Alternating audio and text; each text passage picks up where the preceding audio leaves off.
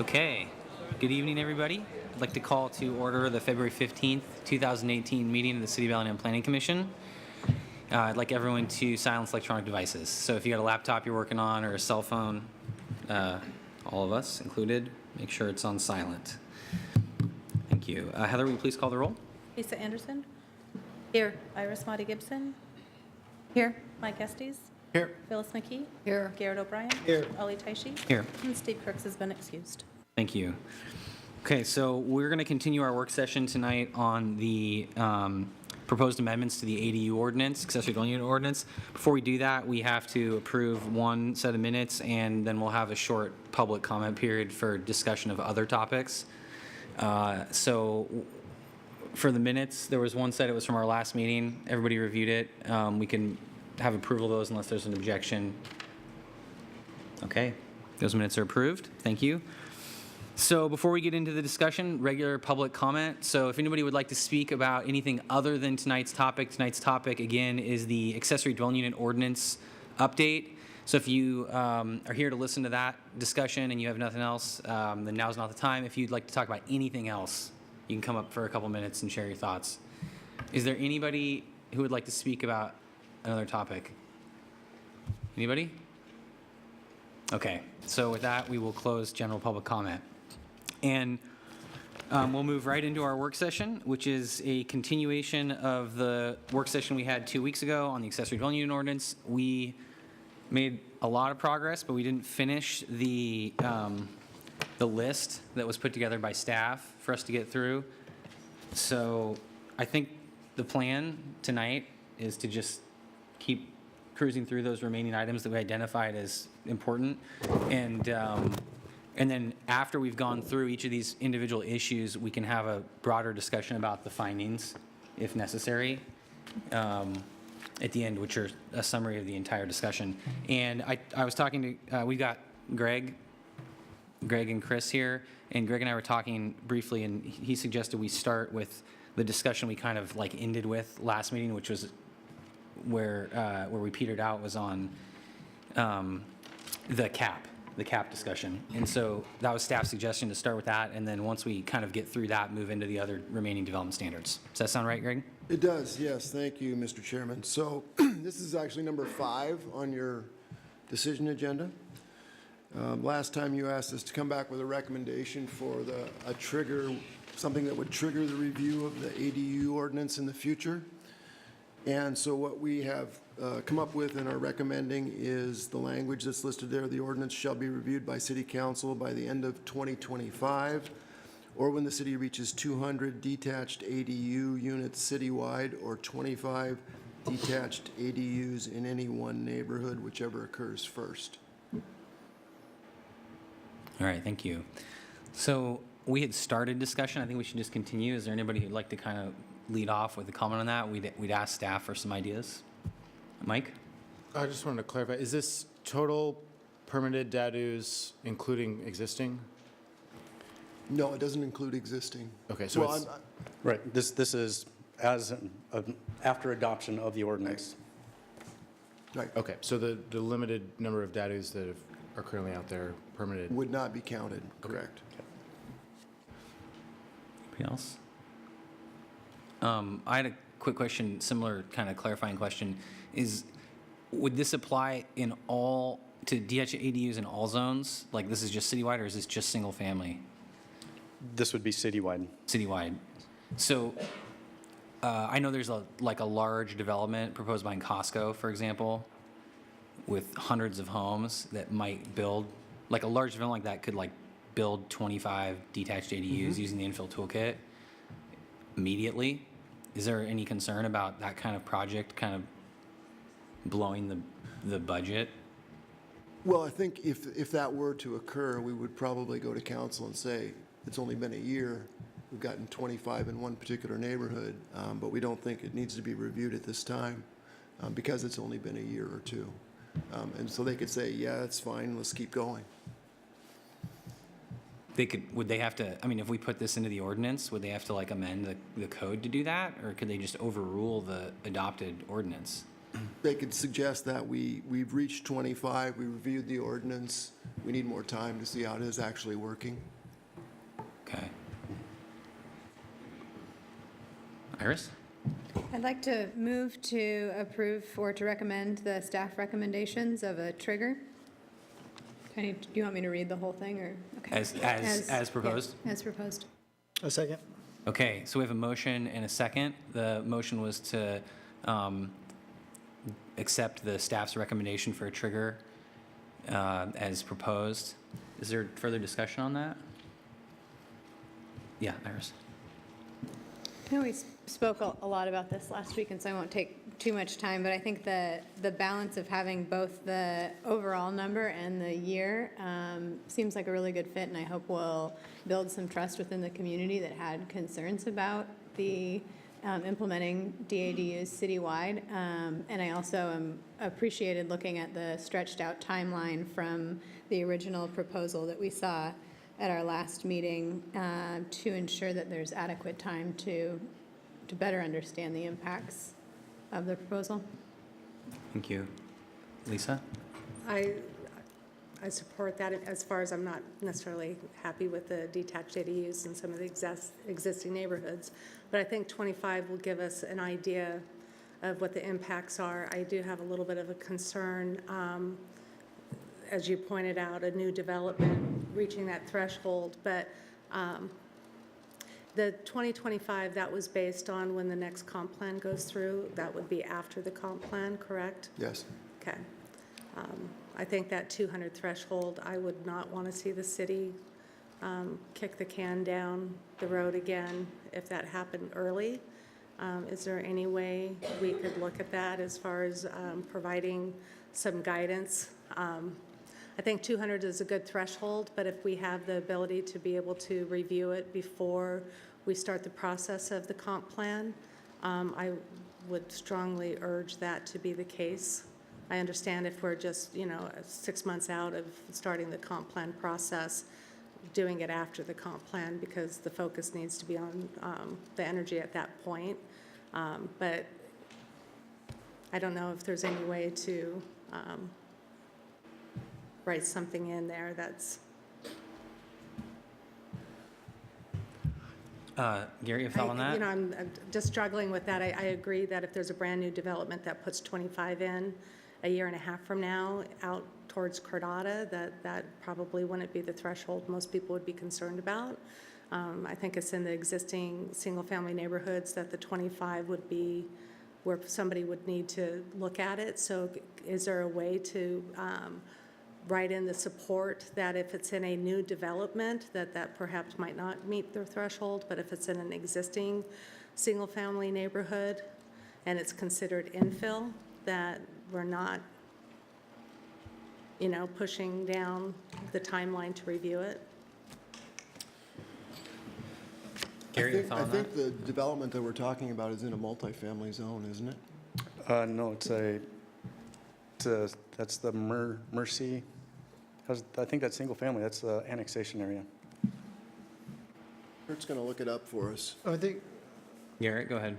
yeah, I have concerns about that as well, too. My initial thought was, well, if you excluded multifamily, but some of our historic neighborhoods have multifamily zoning designations, so I don't know that would be the right move, but maybe there could be an exemption for neighborhoods that were annexed after, 1995 or whatever more recent annexations, and that they could have an exemption from the 25 neighborhood limit. That's consistent with the way the toolkit's implemented, which allows detached ADUs today, is it's allowed in single-family neighborhoods, but only in the newly annexed ones. Isn't that correct, Yes. Chris? Yeah. Yep. So that would be like a consistent exemption with how we treat it today. What we're getting towards there is the point of the trigger is to measure, we're expanding this to citywide. In the areas where it's not currently allowed, are there impacts we're not Yeah, seeing? Let's review exactly. that. So it's almost like, do we want to not count the areas where it's allowed right now, which would be multifamily and annexed, newer annexed? That trigger starts to look weird 5 years from now when ADUs are allowed citywide, but there's this really weird criteria for review, and so it would solve like what we're seeing right now, but it would perhaps look odd And why are we triggering this based on like this really carved out? Sure. You get too specific. And I see it as currently in neighborhoods established after a certain point, I don't believe they have limits on how many detached ADUs they could have, correct? Currently, they do not. Currently. So in a way, we're taking a zoning where we want to encourage with new development, the infill toolkit. We are basically, by doing this in all neighborhoods across the city, we're creating limits in areas that currently don't have limits that would be considered appropriate development. Because when people are buying houses in that area, they know what they're getting. What we're really kind of dealing with is people in established neighborhoods where this has not been allowed, and that, you know, when the infill toolkit came out, a lot of people voiced their discord on allowing it. And so, you know, in a way, we're taking something that could be positive in some of the zoned areas, the newer developments, and then we're limiting that, which I don't think would be appropriate. So having something about, you know, development after a certain point, this would not apply to. And then that way we don't hinder the new development of implementing it or discouraging it, but we do have the ability to really look at how this is affecting the neighborhoods that a lot of residents have voiced the most concern about. Iris? One reason I thought that there might be a benefit to including the citywide aspect of it too is that if we saw we hit one of those triggers, particularly one within just a neighborhood, and it was all that development was happening in those multifamily zones, I think it would be reason to look at this and say, why is this ordinance that we put together too restrictive to some of the single family neighborhoods, that none are being built there, or is there a concern that we're having dispersion issues? And so I still think that there's value to looking at that citywide piece if one of those triggers, especially since they're so liberal in the scope of them. But I do think you're going to have more people when you have new construction wanting to put something like that in to maximize it, where in established neighborhoods, you're dealing with not a developer, you're dealing with individual homeowners. And so you're dealing with a lot of variables that you can't necessarily quantify, like why isn't a homeowner building it? There may be no desire, it may be that they don't have the funding. So looking at new development and saying, well, now that we have it all in new development, but we don't have it in a single family neighborhood, you can't, it's apples to oranges. It's not the same criteria looking at why there might not be that development. There's a lot of things about finance. And I just don't want to limit new development in some of the areas that we've annexed, saying, you know, the threshold is 25 in this neighborhood, and then it's going to trigger something. Because if I was a developer and I knew that there was 20, and I might only be limited to 5, I may not consider adding 30 of these in a development that I'm proposing, because I don't want to have to deal with waiting for this. So I do have concern of this being citywide. I think the caps are good for the established neighborhoods, so we could really look at the impact on existing neighborhoods. But to cap new development where a home purchaser or a renter knows what they have built around them and buys into that, I think we're limiting developers. I think we're limiting the opportunity, and I don't think that's our overall goal. So I think this is one of those unintended impacts that we should try to avoid. I had a question following on all this, that kind of to what Garrett said.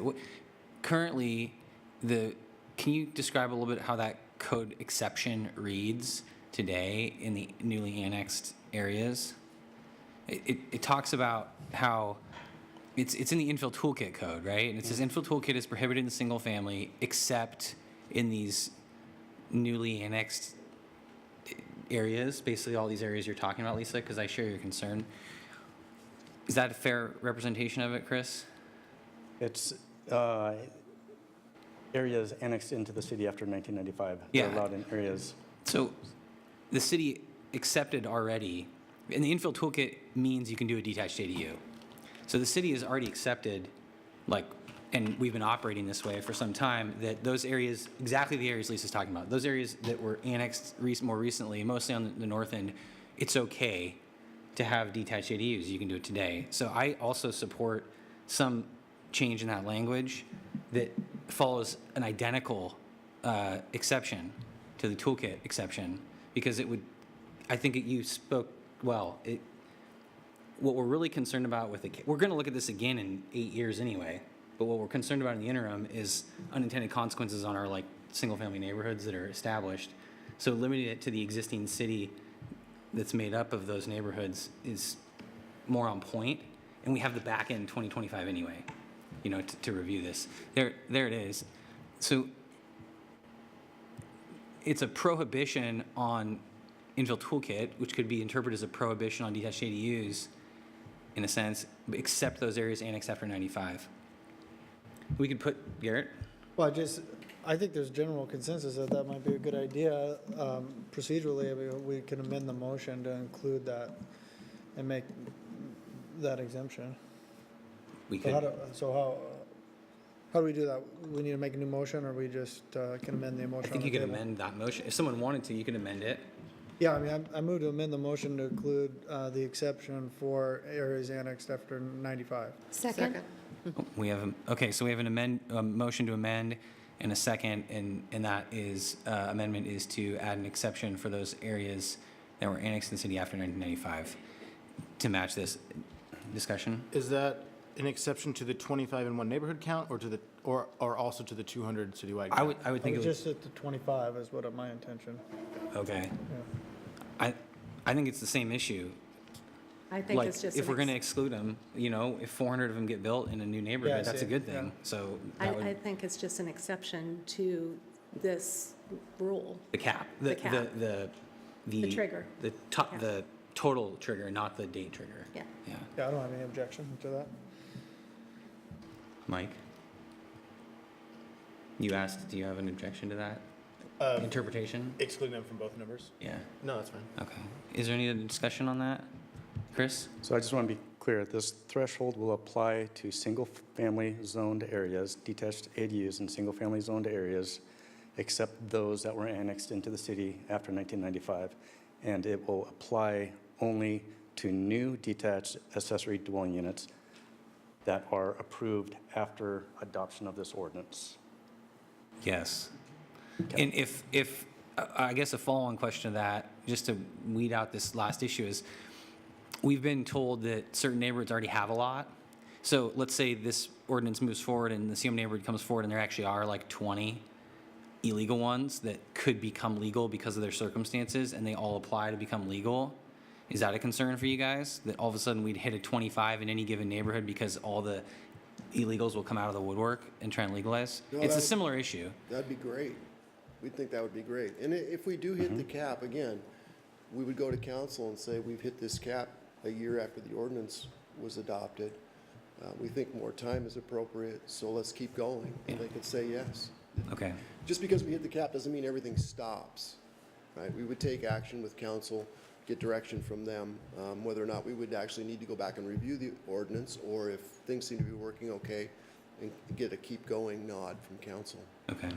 And then, yeah, Chris, what you described, I think, is what we're suggesting.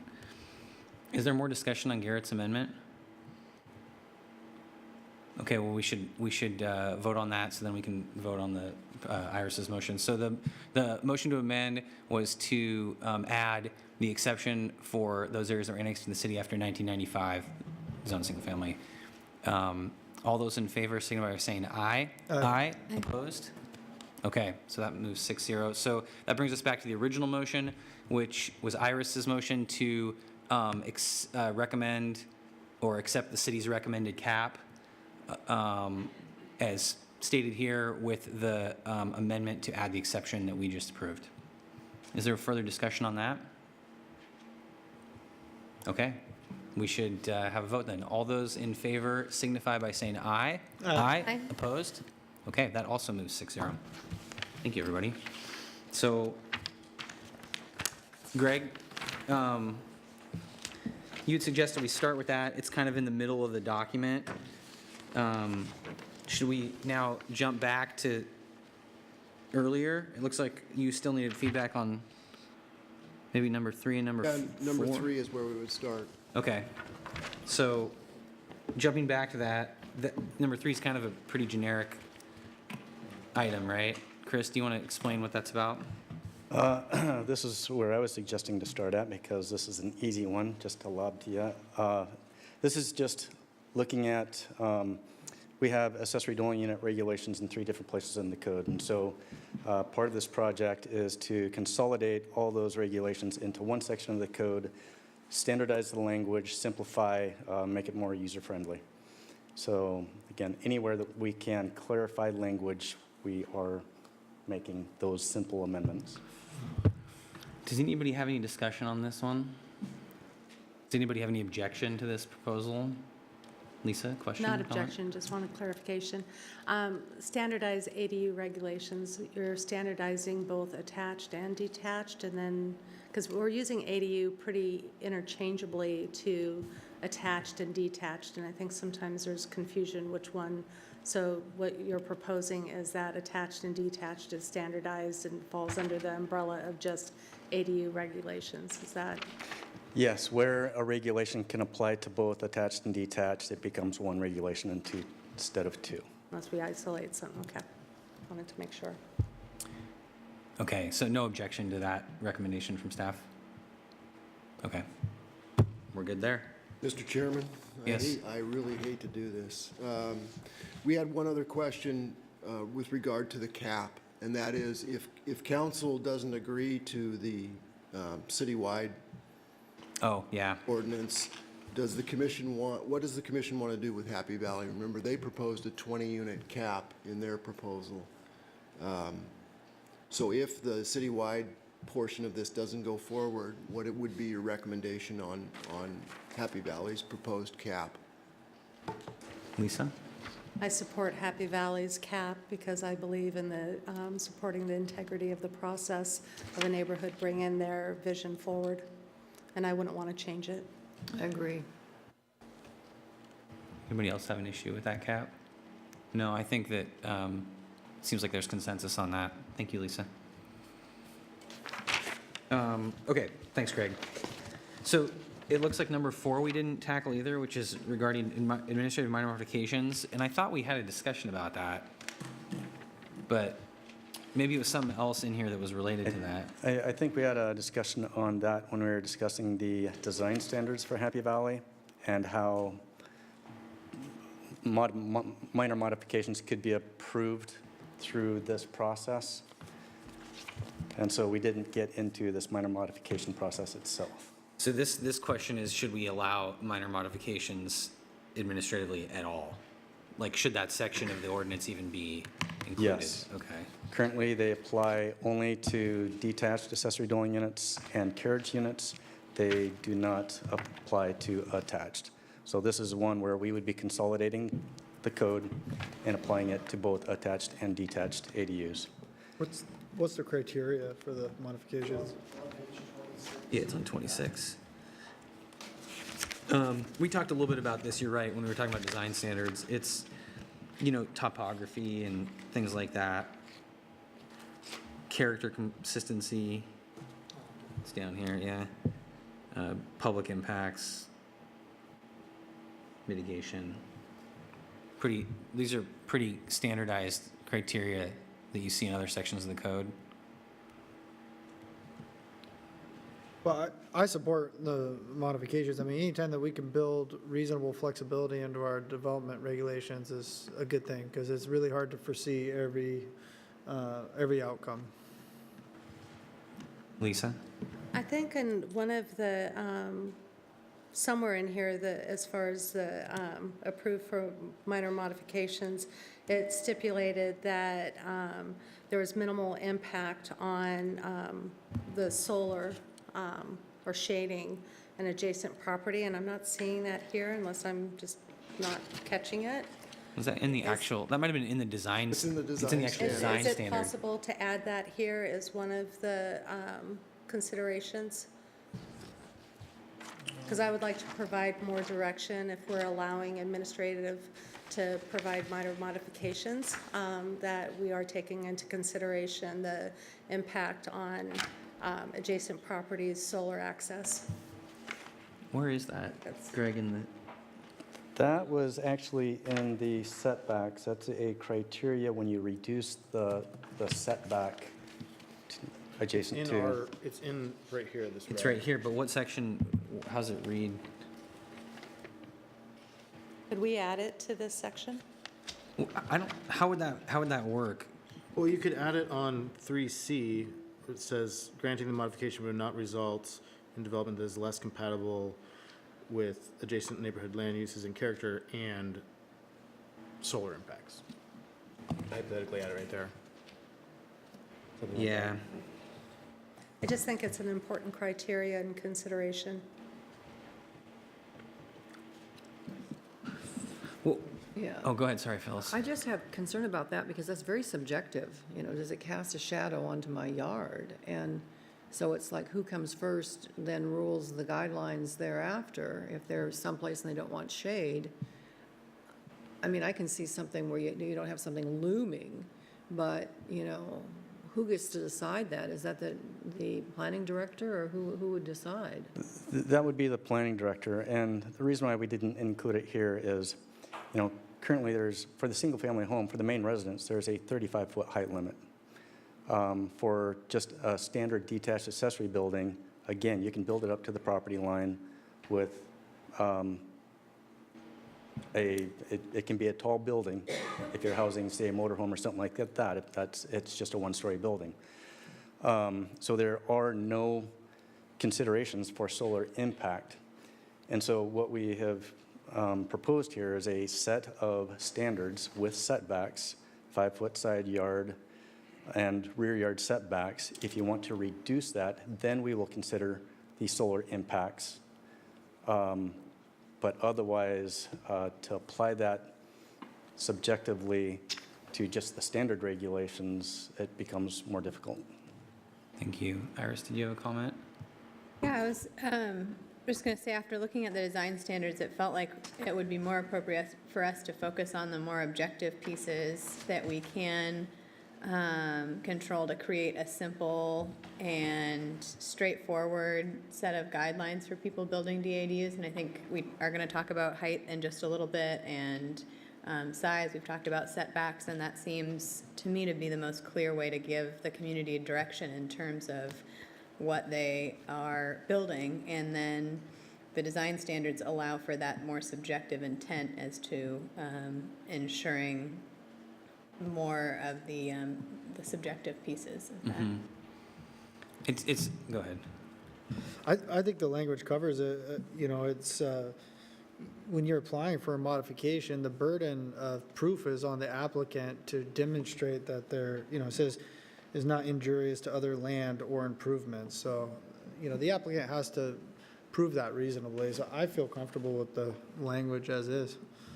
The issues, I tend to agree, because the issues we're talking about, like Chris said, is someone trying to get closer to the property line or something, put more shade.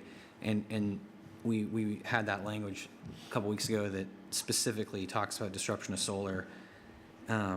And then also says if you want to do that, you got to go through this process. Like you said, Garrett, it's got these broader kind of criteria that protect people. I don't know, that's where I'm at. Do you want to make a motion to put it in, or? Well, I don't think this report will be there, so to save time, but because it does say, you know, modifications to development and design standards. And so since design standards are mentioned there, that's where my primary concern is. As long as design standards, if the modification is about that, I guess if it's located in there, then that will cover it. It's a consideration that the director has to make when he's looking at setback reductions. Yeah. What about the broader just question that staff is requesting feedback on of, should we allow this? Garrett, you commented on it.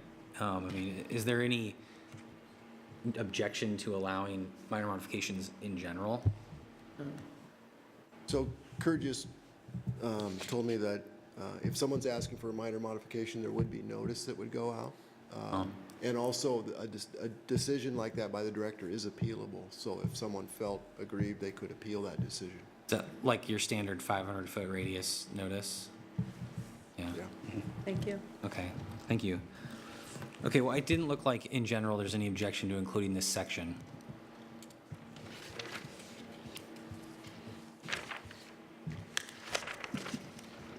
We talked about threshold review. So the next two are items that I think people expressed, some interest in getting into more, so let's make sure we talk through them. Overall lot size. So this is a proposal that's consistent between both Happy Valley and the city staff proposal? Yes. Citywide? Yes.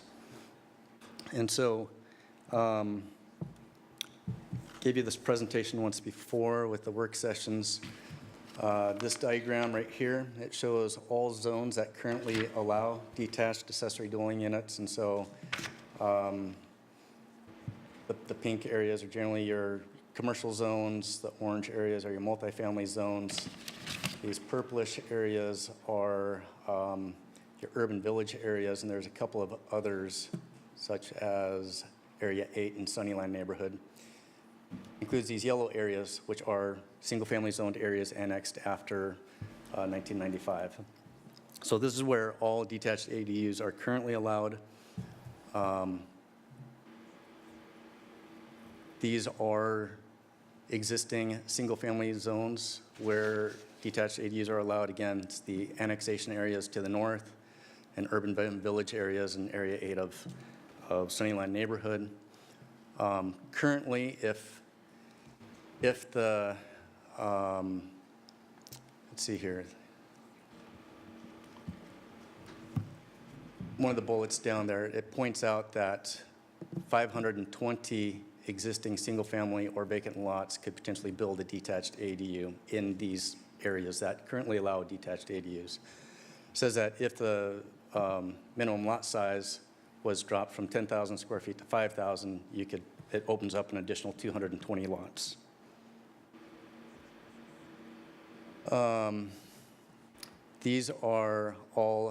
This includes all single-family zoned areas. And with the proposal, detached accessory dwelling units would be allowed in these areas. And again, to note, all colored areas on this map currently allow attached ADUs.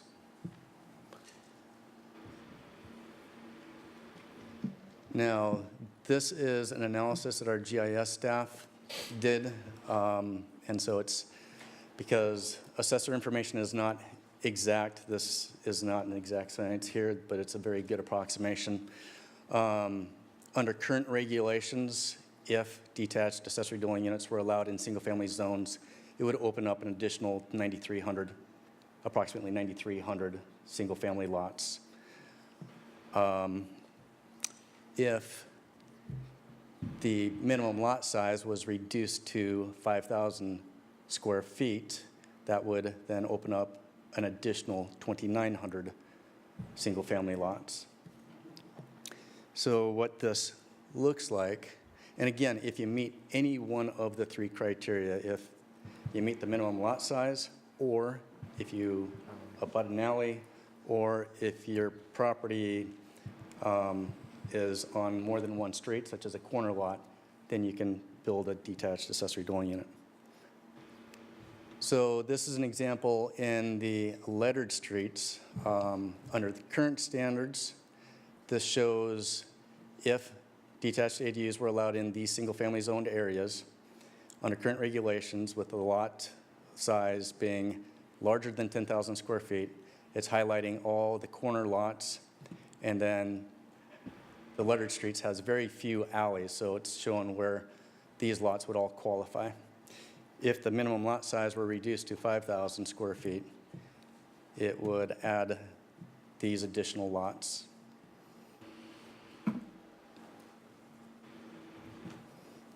Garrett? Thanks for the graphic. That's helpful. I had a question on that. Just generally, I'm supportive of 5,000 square feet. If it was anything less than that, I think we'd have to take a really close look at our design standards. I think 5,000 is appropriate. In our older parts of the city, there's lots that are platted 50 by 100, you know, and those surveys were done 150 years ago, and rod and chain. And so when you actually survey those, sometimes they come out at 49.5. So just a little under 5,000. Would we be going off of like the platted? Yes, by policy, Dimension we and go not off the the- platted lot, Okay. Not the survey? not the survey. It's the platted lot. You bought a historically platted 50 by 100 lot. It's a 5,000 square foot lot. What if the lot was like platted at 49.5 and the survey actually showed it physically to be big enough? Like, what if it was actually 5,002, let's just say? Is that would go against policy? We haven't come across that. Yeah. They're usually smaller. It just gives me an opportunity to relay an anecdotal story. I did a project in Seattle with a friend of mine, and we went into the planning department, and we asked this exact question, and they actually had a written policy adopted by their council that said, whichever one works, we will accept. And that's paraphrasing, but literally they said, if the survey gets you there, we'll take the survey. If the plat gets you there, we'll take the plat. Just as an idea of a progressive idea that Seattle said we're okay with, because it's consistent with the intent. So I'm not suggesting we do that. It's just, I love that story. It happened like 5 years ago. It's indicative of like being really proactive, and I liked it. I just want to clarify that, I mean, I think I know the answer, but I just want to make sure. So if we went with 5,000, but let's say somebody had a 3,500 and they were on an alley, or they were at a corner lot, that smaller lot, because they had the alley or the corner, they could still build? They could still build, detached, okay. yes.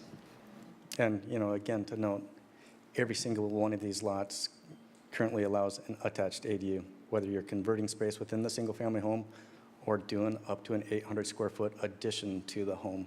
So whether that addition is attached to the home or slightly detached, currently it allows attached ADUs. And the images you were showing us earlier, I was just noticing some neighborhoods, at least what looked like up there, some neighborhoods that I know have a lot of alleys, but it didn't look like they were highlighted.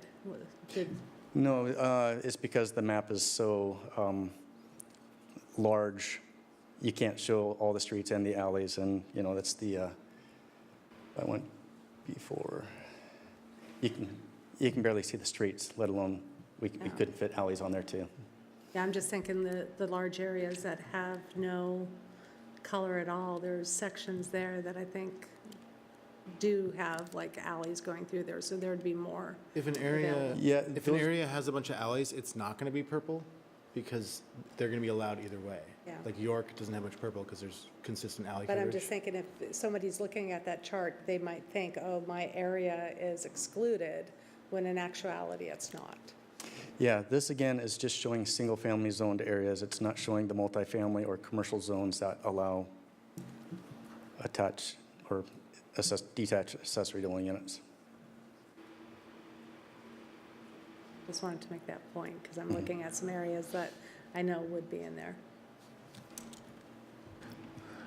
So in terms of this question of going down to 5, and Garrett, you expressed some support. Is there anybody else who has comment on that? Iris? I wanted to also express support along with Garrett's point about increasing the opportunity for people to build ADUs. I also think it will limit the burden of neighborhoods that often in our community are looked at as a place to put infill, and particularly neighborhoods like the Birchwood neighborhood where they do have larger lots. And I think creating something that is a standard that exists citywide will hopefully help with dispersion. Good point. Lisa? Well, I don't support it. I know I'll be a minority on that view, but the reason why I don't support it is that I think for what we're gaining, maybe just several thousand based on dropping down to 5,000 when we could have over 10,000 buildable based on the 10,000 square foot. Lowering it down, I think, my concern is loss of green space, loss of habitat, loss of trees, the congestion, the parking, the noise, just squeezing a lot more living units in a single-family neighborhood that are already on very small lots. I have concern about that. The only saving grace is that we have a cap so we can measure those effects. But I think it would be nice to roll it out at 10,000 and really have it, because some of the neighborhoods that will be able to do this, those lots can be under 5,000, but they're going to be able to do it anyway because they have those alleys. I'm thinking of Seahome, York, South Hill, the neighborhoods that are severely congested now. Whether you have 5,000 or 10,000, based on the alley access, they're going to be able to go in. So I think, looking at the numbers, it would be nice to be able to know how many of those alley lots are being added into that, regardless of the, the square footage. I would like to remain at the 10,000, just because I would like to think that the dwelling units will still have a yard that they could throw a Frisbee. And 5,000, I don't think you're going to have much of a play area for kids. I think if there's not unanimous consent, we should have a motion to address this.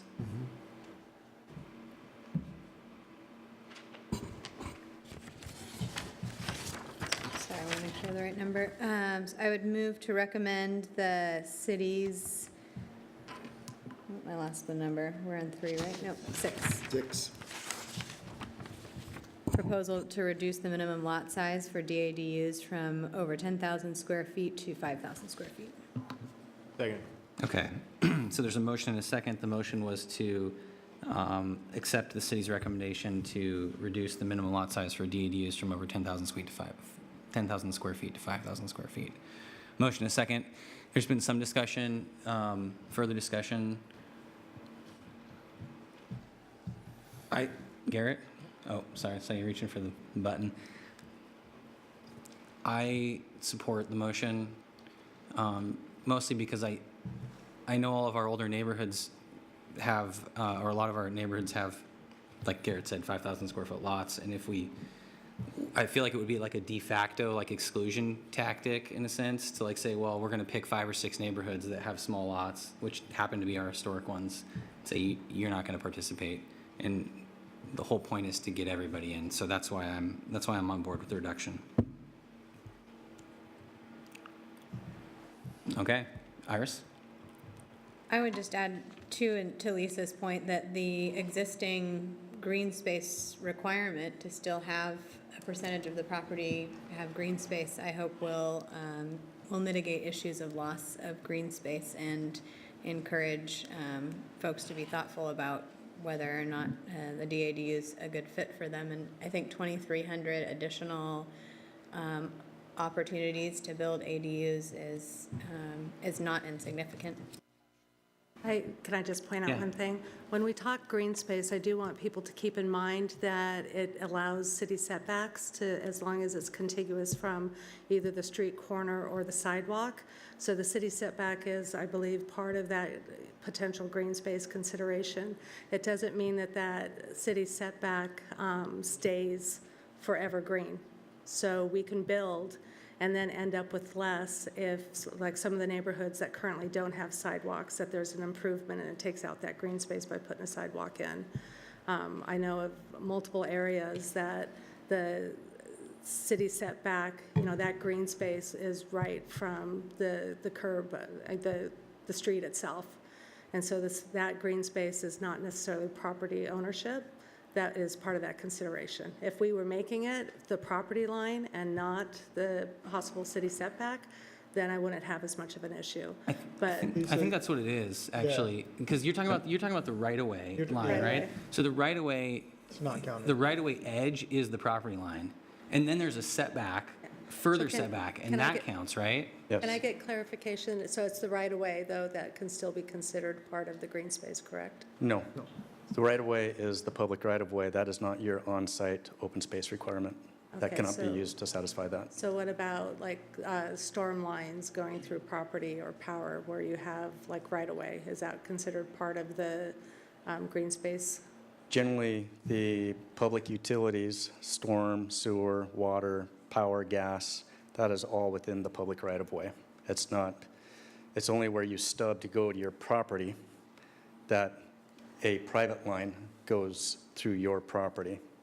But otherwise, the public mains are in the public right-of-way. There are some cases where, you know, as part of a plat, they will dedicate an easement across private property for utilities, but that's generally a no-build area, because if they need to go in and replace those utilities, they need to dig it up. So they don't want buildings, they don't want hardscape, stuff like that. I'll have to revisit where I read that. I think, bring yeah, that up. I think the way you want it is the way that they interpret it. It sounds like. Okay, where were we with this? So, there's a motion. Garrett, you had some discussion, or Iris, you had some discussion, and I think we kind of worked through that. Is there any further discussion, or should we go to a vote? Okay, so the motion was to accept the city's recommendation to reduce the minimum lot size for detached ADUs from over 10,000 square feet to 5,000 square feet. All those in favor signify by saying aye. Aye. Opposed? No. Okay. So that motion passes 5-1. And thank you, everybody, for sharing discussion on that. And we can move to height, which is another topic that I think is going to warrant some discussion. So, Chris, do you want to give us a brief intro? Yes, so currently for detached accessory dwelling units, the height limit is 25 feet or the height of the existing residence on site, whichever is more restrictive. So if you have a one-story home, it's well under 25 feet, any detached accessory dwelling unit cannot be taller than the existing home. Staff's proposal is to, and that 25-foot height limit, it easily accommodates a two-story building. Staff's proposal is to reduce that 25-foot height limit to 25 feet and, reduce the 25-foot height limit to 20 feet and eliminate the provision that further limits the accessory dwelling unit height to the primary residence. Garrett? Yeah, Phyllis? Oh, go ahead, Gary. I was reading through the ordinance that we have on the books now, and that height limit in relation to the existing house. What was the reasoning or the thought behind eliminating that? I mean, to me, that seemed to make a lot of sense. If you have a structure that's supposed to be the primary structure and the other one's supposed to be subordinate to it and accessory to it, that it shouldn't be taller. Well, again, generally detached accessory dwelling units are going to be located behind the residence, off an alley, hidden from view from the street. They're not really highly publicly visible. So because of that, they do not contribute as much to the visual public realm from the street. The reduced height limit at 20 feet, generally that's going to accommodate a 1.5-story building. 1.5 story, upper floor would be with pony walls. Generally 1.5 stories fits, and a smaller subordinate building fits in with a character of 1-story buildings and 2-story buildings and 1.5, single-family homes in an area. We've had many situations where, we have a single-family home and they would like to do a carriage unit, but the existing home is single-family, and so they have to spread this out over more land in order to accommodate the ADU and a garage instead of putting it on top and preserving more open space. Okay, so you feel like the 5-foot reduction from 25 to 20 is essentially almost going to like a story and a half? Yes. And so it sort of allows more options for over garage, carriage house type building, and not so restrictive in that. Okay. Right. Yeah, I was going to ask, what are the restrictions for just outbuildings, not ADUs, but just sheds or, garages or anything? Are they restricted to the 20 feet as well? It's a funny provision. They're limited to 12 feet in height or 1 story. The intent of that is to be flexible and allow barns in larger lots in the Birchwood neighborhood and then garages elsewhere in the city. So a barn is 1 story in height, and you can have a tall barn, and you can have a hayloft that qualifies as a mezzanine. It's not a story. And so you can have a very tall barn. 1 story, several people want to store their motorhome. Motorhomes are very tall. Right. So you get these tall 1-story buildings for storing a motorhome that are well over 12 feet in height. So the existing code allows for flexibility, but you can definitely get taller buildings than the 12-foot height limit through the 1-story limit. Okay, thank you. Anybody else? Thoughts? Lisa? I would prefer to keep the provision of limiting it to the height of the primary residence. I have concern about it remaining subordinate to the primary home, especially since we've gone above 40% of the size of the primary unit. You know, with that going to the 66, we have a larger structure that could be built. And if it can go up to 20 feet, and be taller than the 1-story house that is the primary resident, I think there's just issues there with fitting within the scope of existing neighborhoods. So I'd prefer to have that remain. Garrett? I had concerns about that too, and that's why I asked about the reduction. The 5-foot reduction, though, makes sense to me.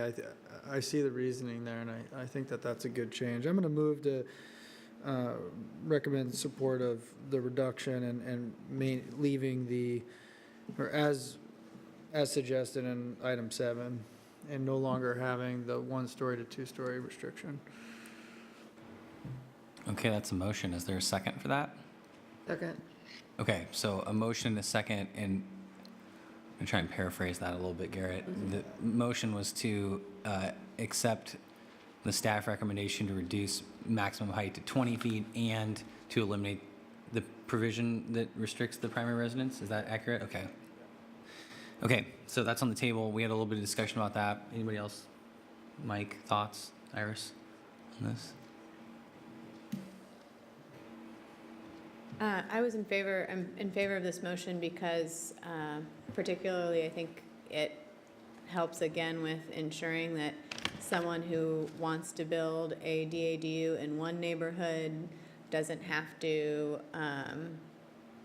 or if they move from one house to another, they know what the restriction is across the city of 20 feet. I think it would allow for more standardized and therefore less expensive building of DADUs, and hopefully making that market something that's more available to more people. And I also want to ensure that for folks who do have smaller houses, though I bet this is a lot smaller number that would be limited by that second provision, that they're not excluded from participating. Quick question, is that height measured based on like the city height definitions? Yes. Okay. I'm supportive of reducing it to 20. I think that's important. It could be even smaller, really. I mean, I could see getting behind a lower number because you can still fit a second level in a lower number. But I'm not suggesting that. I'm just saying that that's how comfortable I am with that. I think if we reduce it, I kind of feel like you do, Garrett, that maybe the second one's not as important. Lisa, yeah. I'd be more in favor if the 20 was reduced. And then I wouldn't be as concerned about the primary residence. I think just 20 gives enough height above Garrett? a single-story house.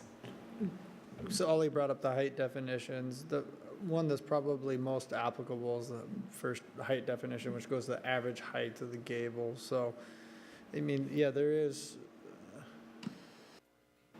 How tall is that structure right there? So I just want to clarify, this is limited to height definition number 1. You cannot use height definition number 2. Okay.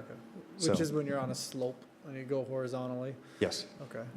So It's Yeah, from I the, mean- measured from the lowest point. 20 feet is plenty adequate for a story, story and a half, even two-story structure, depending on what the roof pitch does. I mean, 18 would be reasonable too. You could do it, and so. How tall is that structure there? Yeah, you asked that question. I'd say the top plate for the first floor is probably right there. So you can see where they have built this into, more or less a gable, and then added this element out here. So out here, I'd say that this wall is probably a 7-foot wall to a pony wall inside of here, and then you measure to the average of the pitch. So that's probably right around a 20-foot Yeah, building right Yeah, there. that's what I thought. It looks about 20. I'm not making that motion. I was just commenting on my comfort level with 20. Mike? How does the measurement at the ground level work? You're measuring from the lowest point within, Kurt, 5 feet of the prop.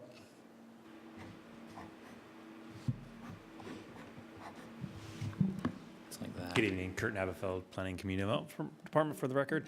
We measure the height from the lowest existing grade at the wall to the midpoint of the highest gable. So essentially, on that one, it's a pretty flat one, so we're measuring where the wall, the foundation wall, meets the grade, and from that point up to the midpoint of that highest gable. So in theory, could you recess the foundation and the livable space below the grade? Like 2 feet, sink it down a little bit?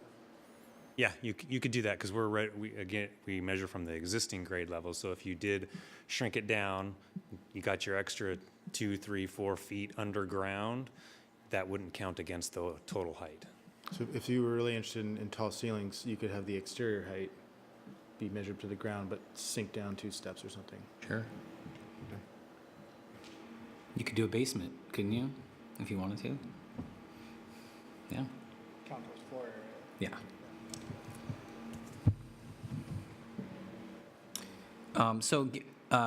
Garrett's got a motion on the table. Is there further discussion on that? Okay, so I'm going to restate the motion. I think we should have a vote. So Garrett's motion was to accept the city's recommendation to reduce maximum allowed height of detached ADUs to 20 feet and to eliminate the provision that further limits height to that of the primary residence. All those in favor signify by saying aye. Aye. Opposed? No. Okay, that motion also moves forward 5-1. Okay, so moving down the list, we talked about ADU size last week.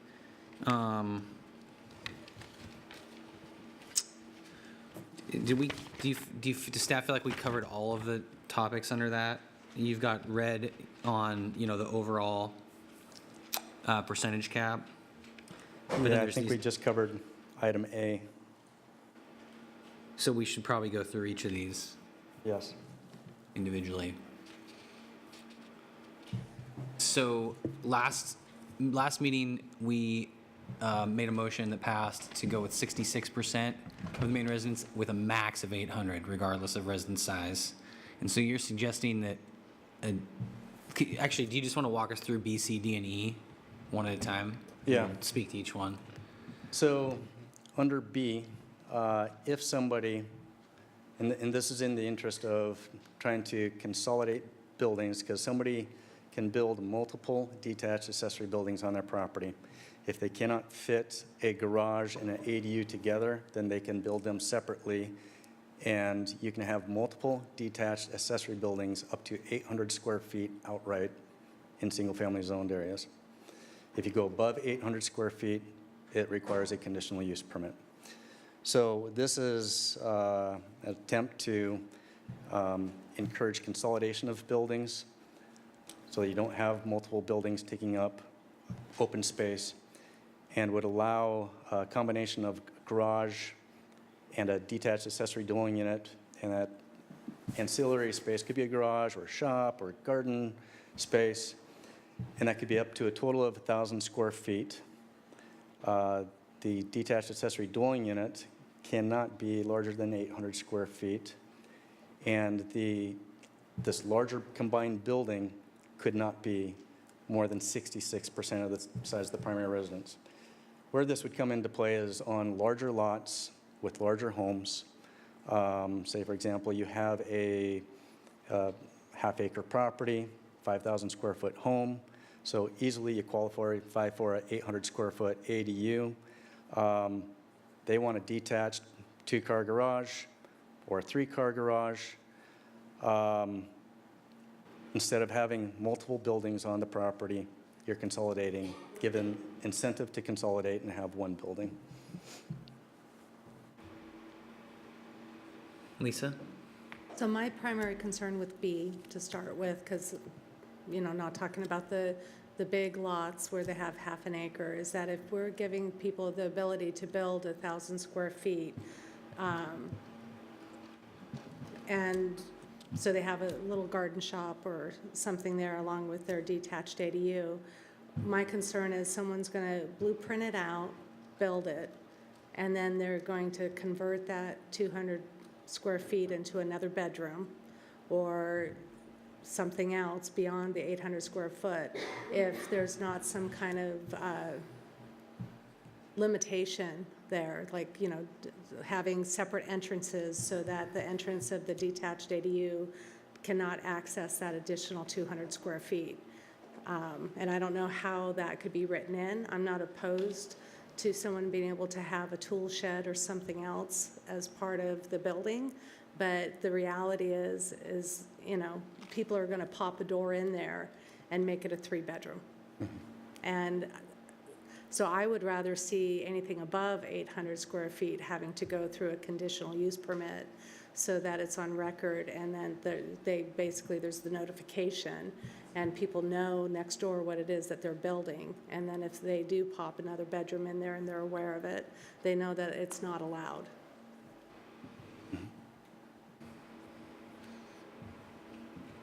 Iris? That sounds really similar to what Spokane does, where it's at that 800 square feet and above. It looks like with the garage would trigger a conditional use permit, and it sounds like I had the has been benefit. done. Yeah, I had the benefit of going on an ADU tour in Vancouver with Mr. Chris over here, and a couple years ago, and we toured, I don't know, 7 or 8 different ADUs, detached, and they all had 1-car garages, and they were all garage floors with radiant heat and electrical fixtures and sheetrock and insulation and a door to the place, and you could tell how that would become the living room real quick.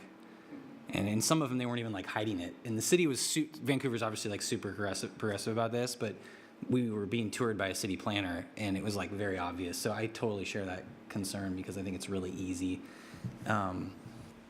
Whether it was a CUP or just like what you're saying, like a requirement that it has to be separately accessed or something, make it more difficult.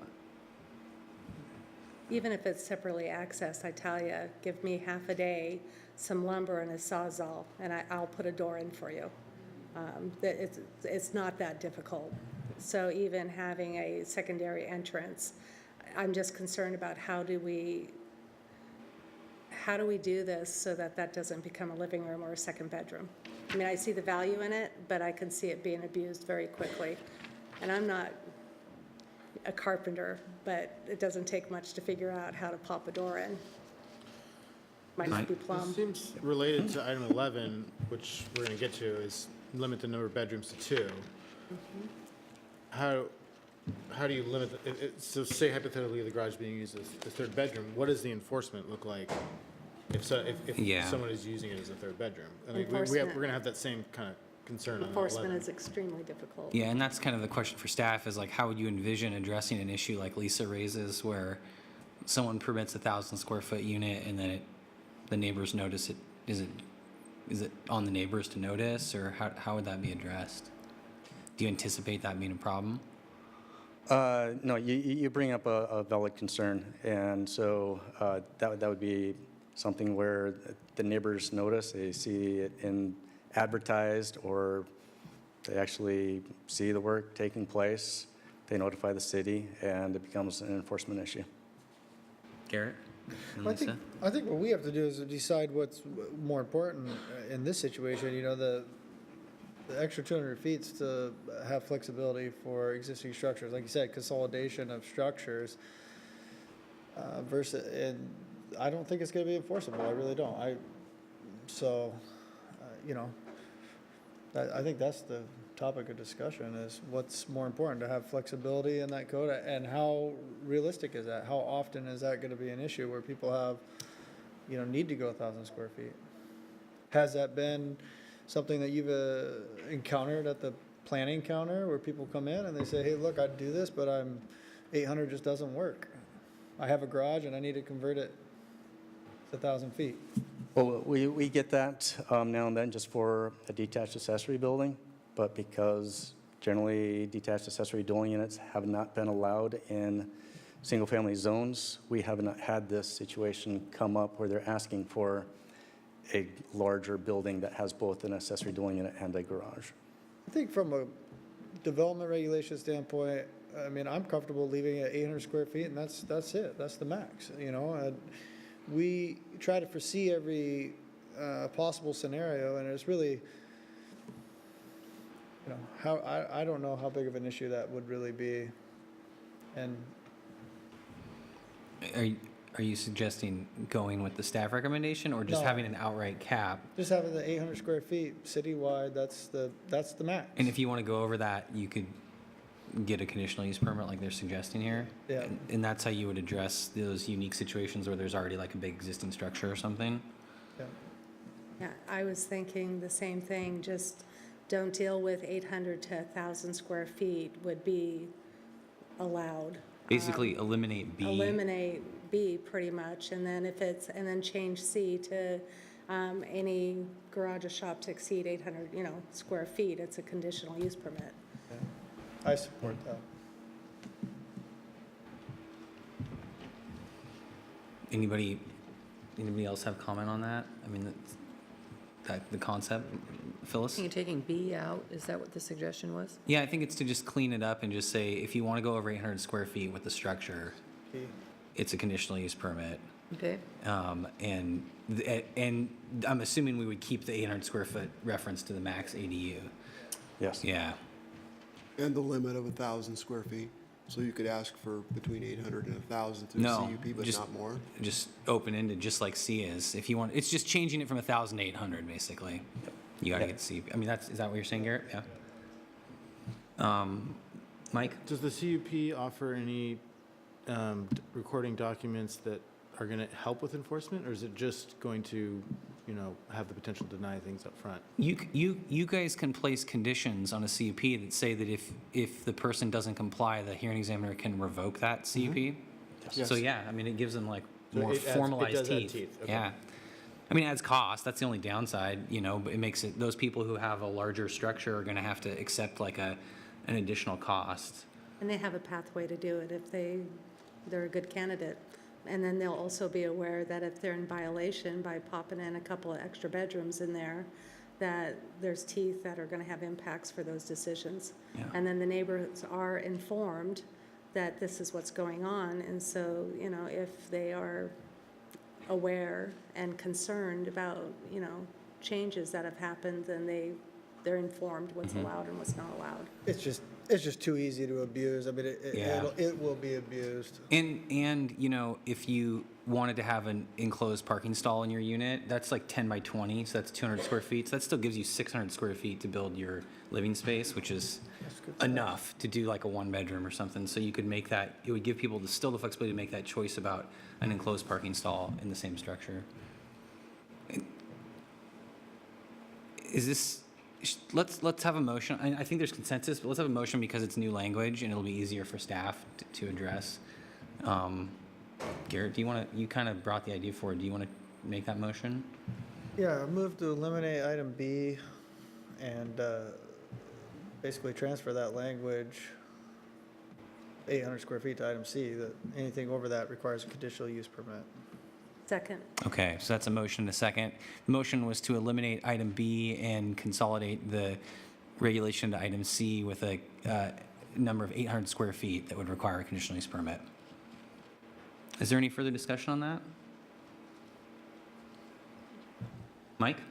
I was originally really drawn to B for the reason staff was explaining of, reducing the second building and the footprint, overall open space. And I wish we could, design for our rules for the optimistic case here, but I hear what people are saying about, an area where we have a hint that it might be potentially ripe for abuse. Okay, any other discussion? Okay, let's have a vote. So the motion was to eliminate item B and amend item C to have a maximum size of 800 square feet without, after which a conditional use permit would be required. All those in favor signify by saying aye. Aye. Aye. Opposed? Okay. That was 1 no from Mike, Heather, and so that was 5-1. Okay, so we just took care of 2 of those, Chris. Was that That was effectively B and C. right? I thought that was an amendment to a motion, Oh, but whatever. no, that was, there was no motion on the table until I right. asked Garrett for it. That's fine. He just brought it up as a, does that affect your vote? Yeah. But it's fine. Okay, because, well, I mean, if you misunderstood the motion and you want to change your vote, I think that's okay to do. If you were going to change it. Then I'll change my vote to a yes. Okay, so that's 6-0. So, okay, thank you. So Chris, item D. All right, so this is one where currently detached accessory dwelling units are limited to 500 square feet on any one single floor. There is no limit for attached accessory dwelling units. So we are proposing that the standard be consolidated, that there not be a limit. And also, this is in the interest of addressing disabled, so that if somebody wants elderly and disabled, so if somebody wants their entire living space to be on one floor, and the ADU can be up to 800 square feet, that full 800 square feet can be on the ground floor. Thank you. Lisa? I fully support that. I think we need to be able to look towards people who have varying abilities and limiting, if we're going to have up to 800 square feet, it should be able to be on one floor. I think not only that, but you have staircases and so on that take up a lot of room off both floors. That's a good point. Yeah, is there any objection to that provision? Doesn't sound like it. Okay, thank you.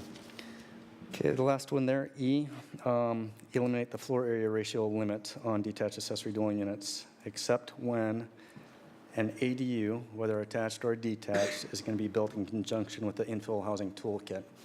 So currently, again, detached accessory dwelling units and carriage units, they were created with the infill toolkit, and all the infill toolkit housing forms have a floor area ratio.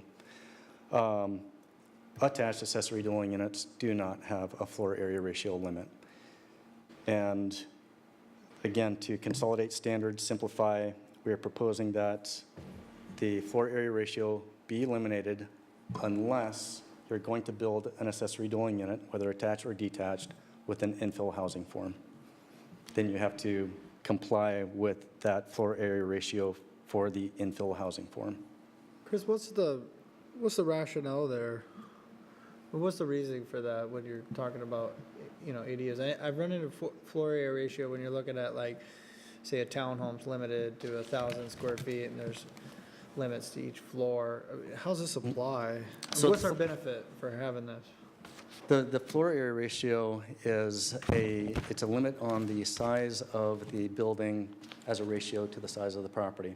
So a floor area ratio of 0.5 on a 5,000 square foot lot is you could build up to 2,500 square feet total, all buildings on that piece of property. Okay, all right, I got you. That makes, okay, so it's going back to overall lot coverage, and there's the different housing forms have different floor area ratios. So you said 0.5, some are 0.75, some allow Right. for more development. So it's just kind of governing the building density on the lot for the overall development. Right. Okay, For infill toolkit housing types. I support that. So that would stick around for infill housing, and then just in general single-family neighborhoods, it would just be all the other development standards, like lot coverage requirements and those kinds of things. Right. Mike?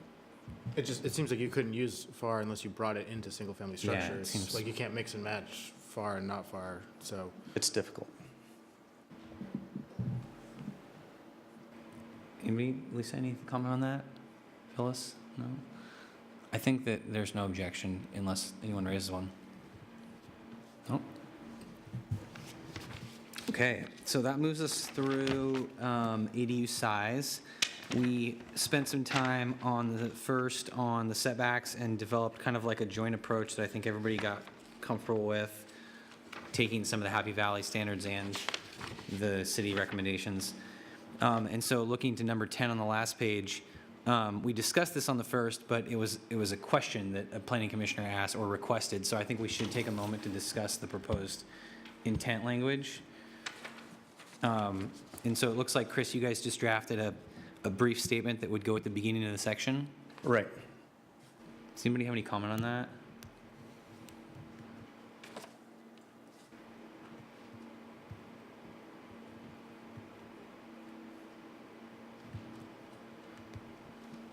I remember us having a bit of a discussion about how to protect character when a modification request is made, and some guiding, like, I like it. Yeah. I think that's a good job. Good. anybody else? I agree, Garrett. I think, Chris, I don't know if you drafted this or not, Greg, but I think it captures my recollection of what we talked about. Okay. Does anybody else have a comment on that? I mean, if we don't have an objection, we would just incorporate that in, correct? Yes. Into the ordinance. Yeah, it doesn't look like it. Okay. Yeah. So moving on to item A down there. During the work sessions, Planning Commission asked that the city that staff look into developing some design standards for detached accessory dwelling units when they're built adjacent to an alley property line. And we looked into this. We looked for where other cities have done this, and we did not find any. And I think it's just as we suspect. There's too many scenarios that to try to come up with design standards that would be appropriate for how to interface with an alley. It's very subjective. So we did not come up with any. Didn't we recommended that the design standards should be applicable to all, I'm looking earlier on page 1, they should be applicable to all detached accessory dwelling units, regardless of unit height in our discussion? Yes. The idea was like we should just have that uniform across the board. Right, and this was just a separate item that how to deal with the design of an ADU on an alley. How should the interface occur? So this would not change that, number one. I think this was my concern about safety, because if we're building right up to the alley where vehicles and garbage trucks are traversing, and you have a bedroom right up against that alley with no additional design standards like type of timber or like some kind of bollard or something that would prevent a vehicle from going within a house, that was my primary concern about building right up on that basically zero lot line where you have vehicles traveling. So I think just as a reminder to people, that was where my concern was. I still have that concern, and I hope to never have to look back and say, I wish we would have done something different and required something there for some kind of safety standard. I hope the parent in me never has to read in the paper that something happened and know that we missed an opportunity. There's a in the setback section, I was looking back, Lisa, and thinking about what you were saying. The way it's written now, there is no setback off an alley, so you could go right to it. I mean, does anybody have thoughts on the concern that Lisa's raising? How we might address that? And if I can, that is the existing standard. There is no setback when you're adjacent to an alley. So this doesn't change anything. This is the existing standard. You still need maneuvering room, right? So if you have a parking stall or something, it has to be a certain distance. So for detached accessory dwelling units, and this is for actually all the housing types in the infill housing toolkit, if you're adjacent to the alley, there is no setback except as necessary to provide maneuvering. So if your alley is 20 feet wide, the infill toolkit allows 20 feet of maneuvering. You can build to the property line. If the alley is one of those that are out there at 15 feet or 12 feet wide, then you need to provide that additional setback for the maneuvering. But that's only for the garage.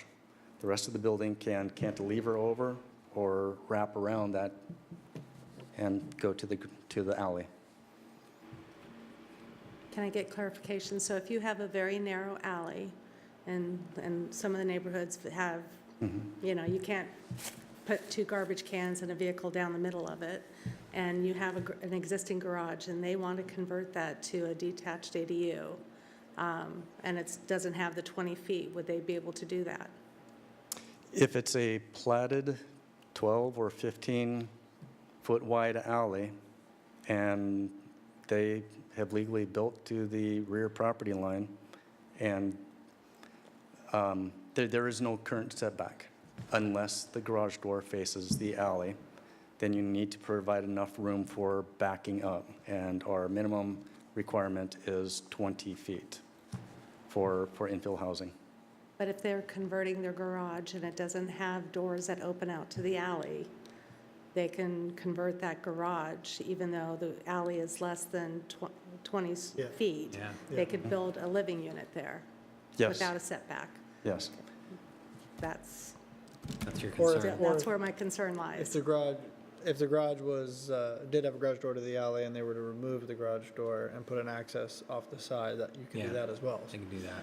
Yes. Did you have a comment in Well, addition to that? Yeah, I felt like it's really important to keep that provision, allow to build to the alley property line, because there are a lot of garages within alleys that are right to the property line, because the current code allows that. And so if we're looking at conversion to carriage houses or detached ADUs above garages and utilizing existing structures, that's really important to maintain. So I just want to clarify, currently, the garage, only if you have a wide enough alley, only then you can build the garage door at the property line.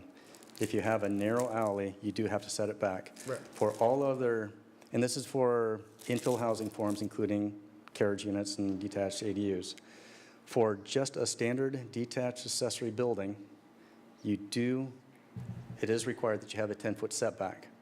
And as part of these provisions, it's number 14, we are proposing to eliminate that 10-foot setback.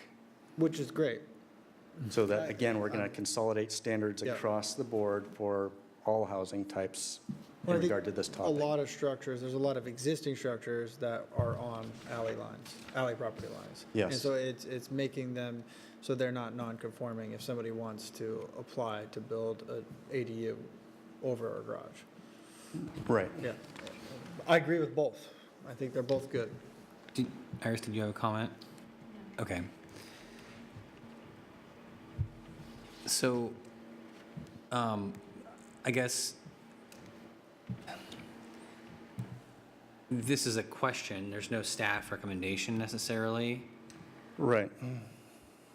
So I Our think recommendation was not to include design standards. the staff recommendation was not to. So this is just a question if we want to. Do you want to propose something? No, no, it's okay, because I know I'll be the only voice for it, so we can move on. Because I just asked because I think in these instances where there's not like something for us to decide yes or no on, if anybody does have, not just in this case, but with these last few, the best way to do it is to share like a proposal. I don't know what we would do to resolve this, but. Okay, so, in light of that, then Lisa, I think we, unless there's someone else who has a specific proposal or any other specific objection, it looks like there's maybe not unanimity, but a majority that Yes. doesn't have an issue with that. Okay, thank you.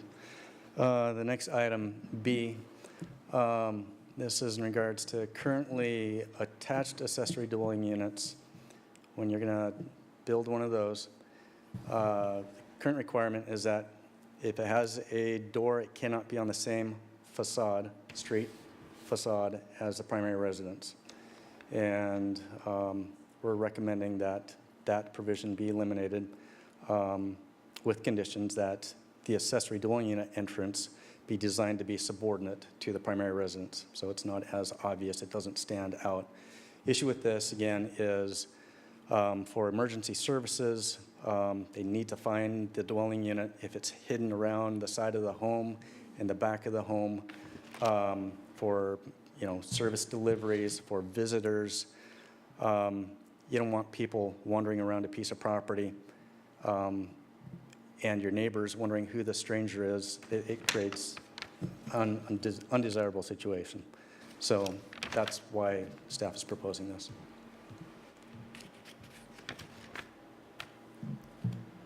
And how would you evaluate that, just briefly? Like if, when you say subordinate in design appearance, that would be part of your, like, it's a little bit subjective. Is it just like as part of the design review effectively? Yes, it's part of the, it's a design standard, and so it is somewhat subjective, but, you can have a large front porch and just a stoop for the ADU. You can have an embellished main entry for the primary residence and simple embellishment for the ADU. They could be set off or something. Yeah. Does anybody have any issue with that change recommended by staff? No, it doesn't look like it. Okay. Yeah. Okay. I think we should try and just work through these last few issues and then maybe take a break before we talk about the bigger picture, because there's just a few left to talk about. Bedroom limitation, Chris? Yeah, so this would be limiting the number of bedrooms in a detached accessory dwelling unit to 2. Currently, the attached accessory dwelling unit ordinance limits bedrooms to 2. There is no limit for detached ADUs. This would be consolidating it to 2 bedrooms. Iris? This was one of the regulations to me that didn't, that seemed excessive and didn't make a lot of sense in terms of intent.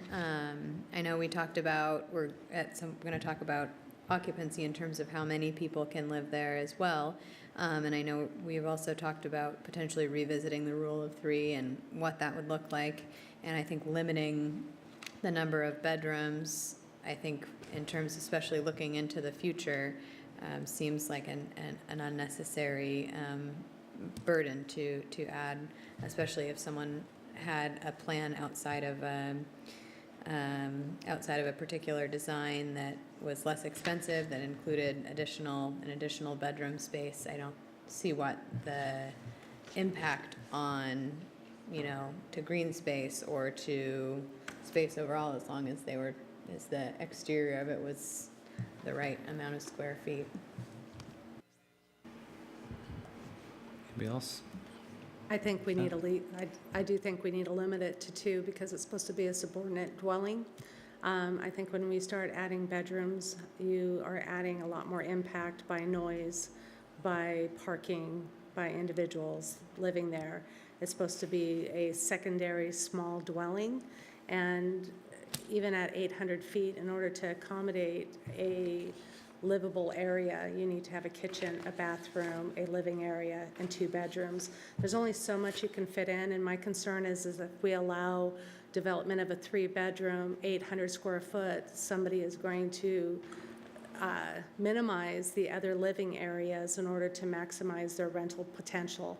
And I just think when we look towards the health and well-being of creating a decent living space for individuals, you need to be able to take into consideration that they need more than just 3 bedrooms and the toilet inside the shower stall and a hallway kitchen because you're not going to be able to fit that much into an 800 square foot, no matter how creative, unless it's like tiny. And I just think that would be inappropriate, bad design.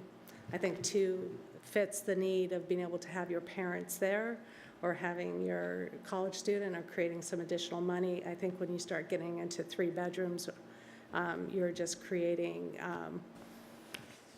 just kind of a negative dwelling area for the occupants.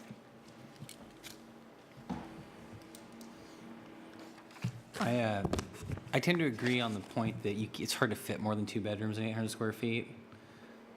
And just in general, it's really difficult. It'd be really difficult to fit 3 bedrooms in an 800 square foot structure and make it really feel like a good living space. So if we go up, it might encourage like bad design to try and pack it in.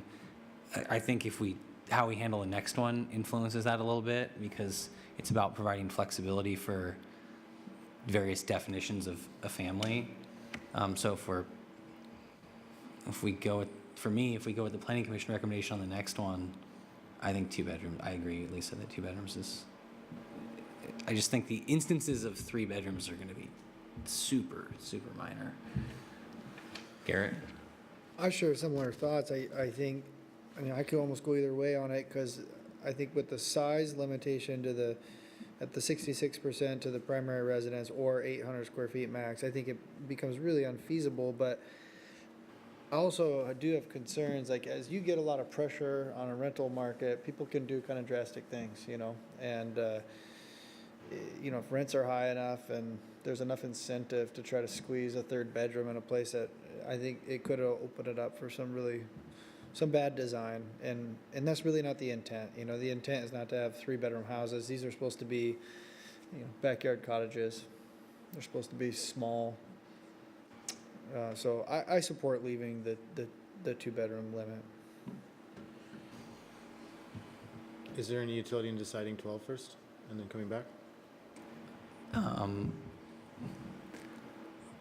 For me, I mean, I know what I want for 12, but I still think I'm in the 2-bed camp, at least for me. I know I said that influences a bit, but the more I think about it, I mean, if we limited it to 3 people, then again, 3 bedrooms kind of becomes pointless. So I don't know. That's where I'm at. Phyllis? I was just going to say, it's easier to control the number of bedrooms than it is to control the number of people, though, Yeah, Yeah. when they're building. that's very true.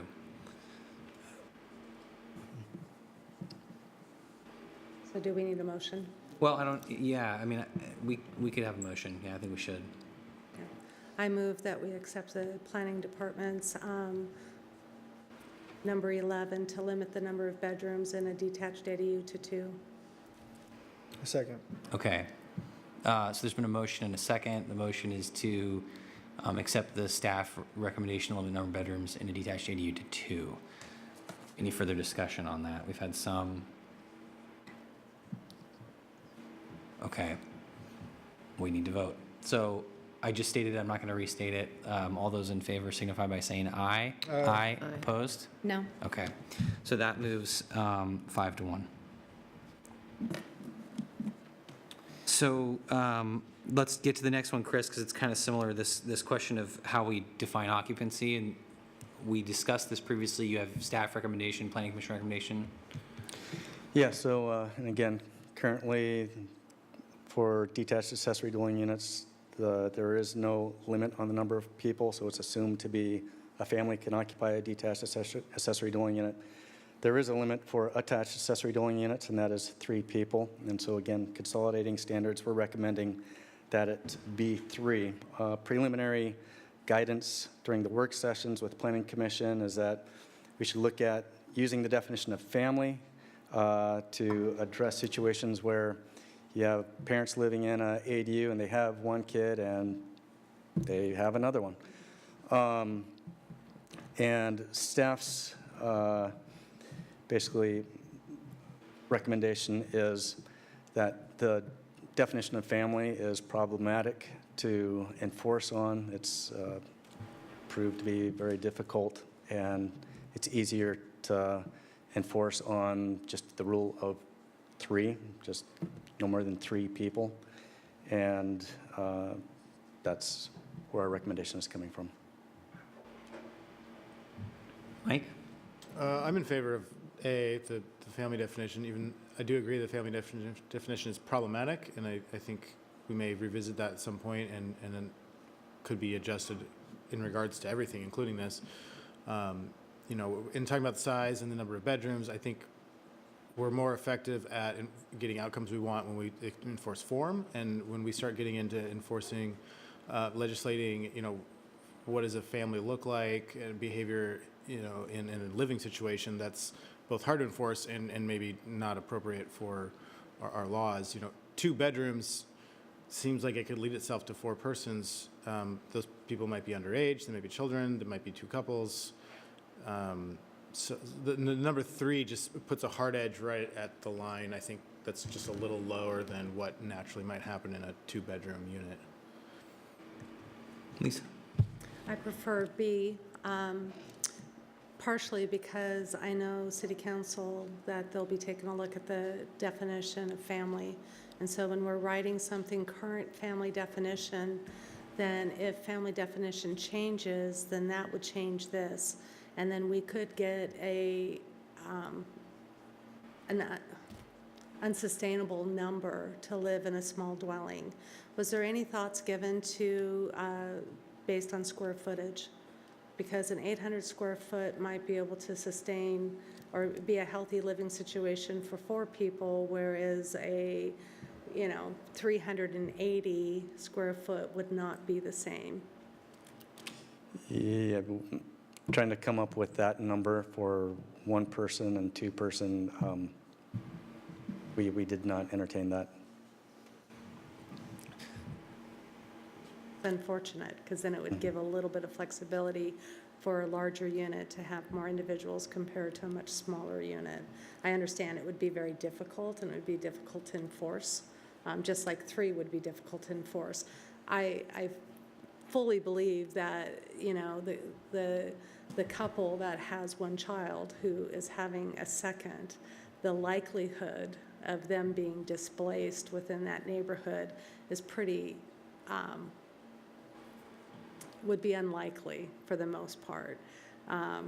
You know, so when we're using that scenario, it's quite emotional, but the reality is I can't see for the most part that being pursued to be enforced unless somebody really had a grudge against individuals and reported it. I think 3 would show an indication of what would be a healthy living environment for individuals in a small living unit.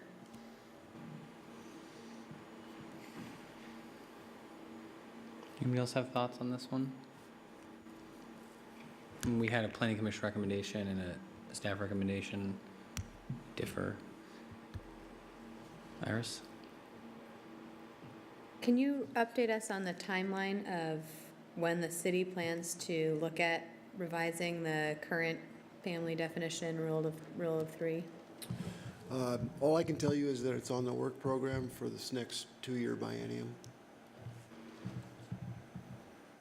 Garrett? Yeah, I just feel like, I'd like to think that this would sort of take care of itself organically. I mean, I almost, it's impossible to enforce. It's so difficult to enforce how many persons are living in a unit. And I mean, not to be cynical, but I almost just could do without occupancy requirements altogether. You know, and I agree with Mike as far as, you know, we do a lot better when we look at, you know, number of bedrooms. And so,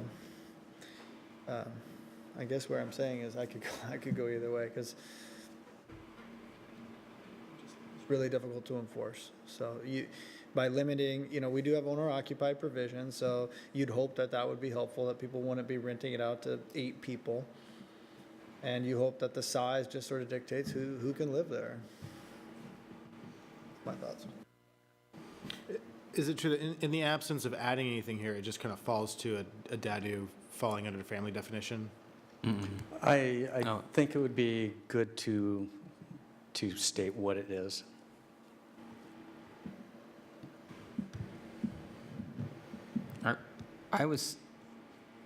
leaning toward A just because I was concerned about the two scenarios that we've discussed, which is a family of 4 or 2 couples sharing a place. Because this is about providing housing that is for people who maybe don't have opportunities otherwise. So you could see like a couple living in a 2-bedroom with their friend, and then that friend gets into a relationship or something and needs financially could benefit from that space. And that's a choice those 4 people could make.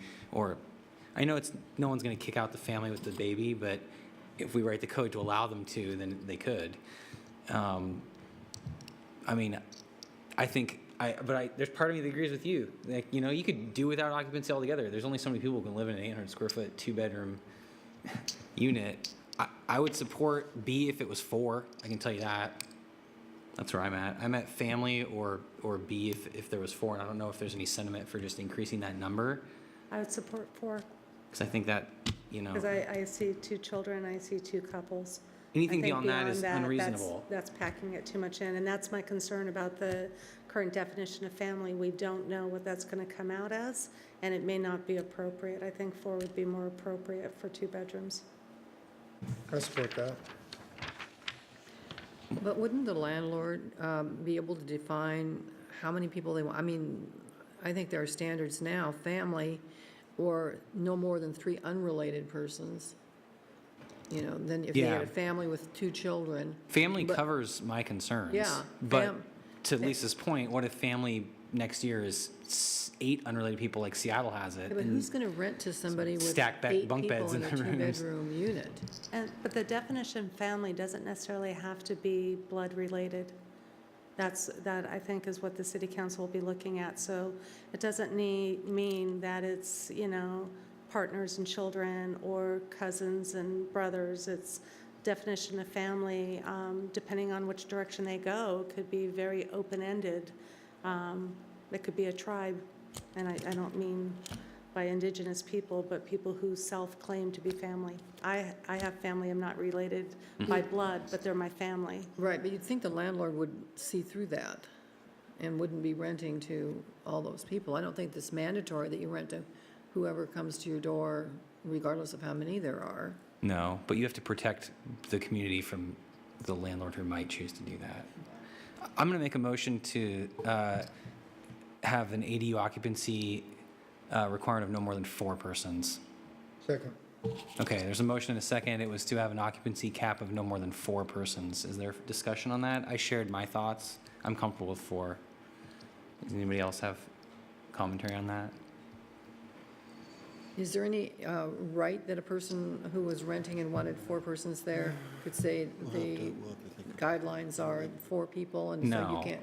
In other words, the landlord could choose for 2 bedrooms rented to 2 unrelated people. Yeah, or and they could limit say it that. 1 person, you know? I Yeah, mean, I don't think okay. there's any, Okay, so they're not going to be protected. this is just a back end. Got Yeah. it. Thank- Okay, there was a motion and a second. Looks like the discussion's been had. The motion was to limit ADU occupancy to no more than 4 persons total. All those in favor signify by saying aye. Aye. Opposed? Okay.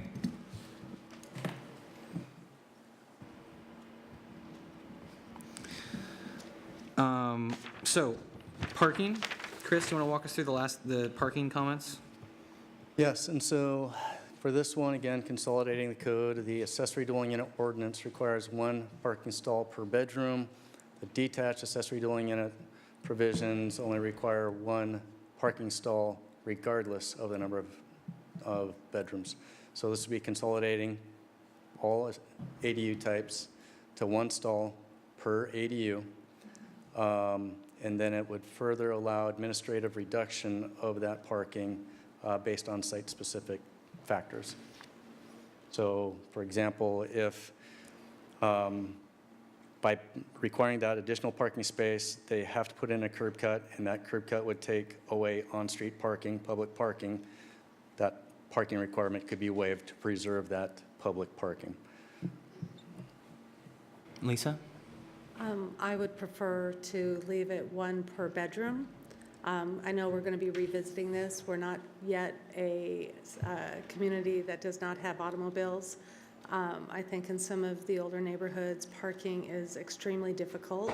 If we allowed an administrative reduction to less than 2 based on the ability to prove there's ample parking, I think that would suffice for individuals who did not, or they were, providing bus passes, or they could show that, the residents are, or they themselves use alternative transportation. But the onus would be on the builder to show how parking would not be an impact to the community they're building in, and otherwise it would have to be one stall per bedroom. Phyllis? Does this in any way limit the number of parking spots the builder may choose to put in? In other words, this is not limiting it, and you just look at how much ground is covered with concrete and that kind of Right. thing. This establishes a minimum parking requirement. If they choose to put more parking in and they meet all the other open space requirements and stuff, they could. Thank you. Lisa? And I just want to point out too, because from previous conversation, parking, if it's a pervious surface, can count towards the green space, correct? As long as it's not paved, like we talked about, if they used like gravel or like a surface that allowed rainwater to go through, or they used like pavers with a green strip down the middle, didn't that still allow for part of the open space or green space? In some cases, and it's again, by product, some qualify towards that open space. So it's not necessarily by providing the 2 parking spots off-street would mean that it eliminates. I mean, it could be Right. incorporated into it without much hardship, Right. and actually without a lot of cost with some of the materials that would be going in. Yeah, you'd And be they putting in could something go- like grass grid instead of paved parking. And they could go bumper to bumper. They don't have to be parallel, so you just would have a longer line and one vehicle inset and one behind, correct? No, currently, you can only have tandem parking if they're both in a garage. You cannot have open tandem parking to meet your required parking. That's unfortunate. That's citywide, right, pretty much? Yes. Except in some unique. There's a couple of exceptions for a couple of the infill housing forms and for cluster housing, but not the rest. Yeah, that is a bummer. Is that something that could be implemented for detached ADU? Or would that be too messy for citywide? It could be incorporated for detached ADUs because you're providing additional parking in addition to what's required for the single-family home. How you accommodate that is, I just see the value of that, because whether you're creating 1 parking spot, or if you did tandem, being able to create 2 without taking up more of the green space as far as having parked side by side, that would allow maybe acceptance to be able to have 2 parking spots, which would help the congestion without necessarily creating much of an additional cost or hardship to the person putting it in. You're talking about allowing tandem parking for detached ADU housing Correct. forms? That- That if- is an interesting. If we were allowing 2, because I think that would be a good, well, of course it would be for 2, but if it was tandem, but I think that would help meet the need of, saving the street parking and still providing 2 spots for, 1 per bedroom. So are those 2 ideas tied together, though, in your mind? Like allowing tandem, period, or requiring a stall per bedroom and allowing tandem? Well, if you only needed 1, if we went with 1, regardless of the number of bedrooms, then you wouldn't have tandem, so. But let's say you had, I was thinking you'd be sharing maybe with the home, but that wouldn't work because they'd be They already have theirs. blocking each other in, yeah. Yeah, I move to support the reduction to 1 stall. I personally would, in a lot of instances, be okay with less, but, some of the feedback, a lot of the feedback that we hear about is parking. And, I think 2 parking stalls is excessive. And just tying it into the bedrooms also thinks leaves an opportunity for, people to build one bedroom and convert it to two and just do weird things. I think it needs to be consistent and clear, so, So was that a motion? yes, And I to have a support the reduction to one. Okay, so there's a motion on the table. Is there a second? Second. Okay, so motion and second, and the motion would be to accept the staff recommendation to revise on-site parking requirement from one stall per bedroom to one stall per attached and detached ADU. Is that accurate? Yes. Okay. It's not the whole package of the administrative Oh, reduction?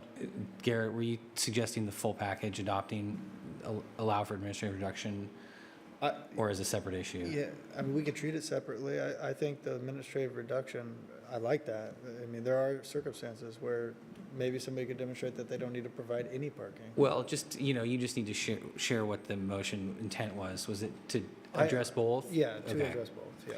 Okay, so I just, like the parking as written. and you're seconding that? Yeah, I'm okay with the Okay, whole. so I just want to 13 as a clarify, whole. the motion is to basically accept item 13 as proposed, both item A and B. And there's a second. Garrett, you shared some of your thoughts on that Yeah, that's it. during your motion. Iris, do you have a comment? This was an issue that I think I've spent a majority of my time or put a lot of my energy into and feel probably the most strongly about, and I oppose the motion. I believe it's our responsibility as planners to look at creating a new map that looks at the needs of generations ahead, and that it's the responsibility of the city and of WTA and our public transit to actively plan for transportation options that would include density, particularly in our single-family neighborhoods. I think that the restriction of parking was unnecessarily expensive, and it's also going to be physically impossible for a lot of folks.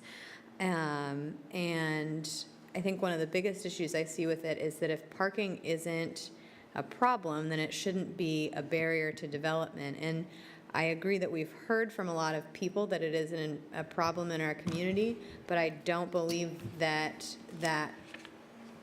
those issues are necessarily directly, that there's a causational relationship between an increase in DADUs and an increase in those parking problems. A lot of those parking problems boiled down to issues of being close to Western Washington University and issues of parking that the university and that our city need to tackle. And it seems like that issue got linked to DADUs, and I think that's an inappropriate linking. I also see that our Bellingham neighborhoods vary a lot in the needs and perceptions regarding parking. Some have street parking, some have a lot of garages, some have on-site parking, and while we're finding citywide solutions as much as possible, and I've really enjoyed the way that we've looked for citywide clarity. I believe that citywide parking as a requirement is not necessarily an appropriate way to tackle that versus on a neighborhood-by-neighborhood basis to meet the unique parking needs of each neighborhood as well as the accessibility. And then sort of bigger picture, the reason that I'm opposed to parking being a requirement is the cost of parking to our planet. 42% of emissions generated in Bellingham are generated by transportation, according to the Sierra Club. And in Portland, one example that is in our packet is that 30% of the residents of DADUs in Portland are not paying rent. They're likely being rented by family. And as we've heard over and over again by a majority of the people who are seeking to build or live in DADUs, it's a different style of living that so often comes with not having a car, reducing your carbon footprint. And so I think we have a unique opportunity here. I know again and again we hear we're not ready yet. People still have cars, but we're in the position right now to design, to make it so we can be ready at some point. And we, I think, have the unique opportunity to make that mark and say, we may not be ready yet, but as the city gets more ready and as people become more ready to embrace alternative transportation options, we've created a space where this can be really conducive to happening, and we have a great opportunity to do that, and if we don't, I don't see where we're ever going to be ready. Phyllis? Well, I Thank was you, going to say, Iris. I really like it the way it is. I mean, you make it one per bedroom, and then on B, you allow the administration to reduce it. I mean, what would you reduce it to? 1 to 0 then? I mean, I think those two together are well thought out. And as much as I agree that parking down the line is probably going to be a separate issue as we have our, driverless cars come up and pick us up at our door. But we're not there yet. And I deal with a lot of parking issues in Fairhaven and where I have rentals. And believe me, it is a real big deal. And so I would favor the way it's already written. And the other thing, what are the requirements for residential, the homes? Do they have requirements for parking?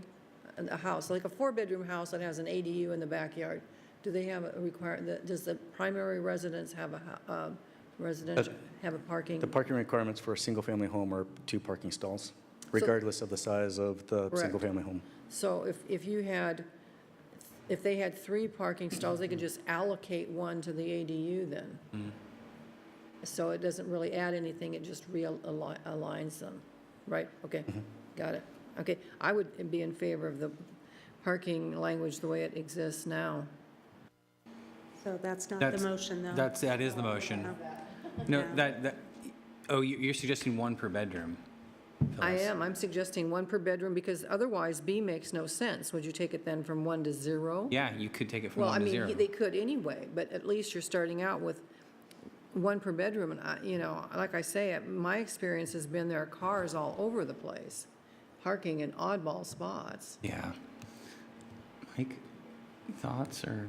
I like the motion as is. I mean, we're basically saying one per building and sometimes 0. If a neighborhood has ample parking, that's an administrative reduction. The curb cut exemption as well. I'm happy with 1 or 0, and I think the motion gets us close to that. I'm with you. I'm firmly in your camp, Iris. I think that when it comes to parking, I'm 110% about engineering change in our community through reducing requirements. If we keep providing parking stalls, people will continue to park in them. And if we make it really difficult to find parking, people might be more inclined not to drive.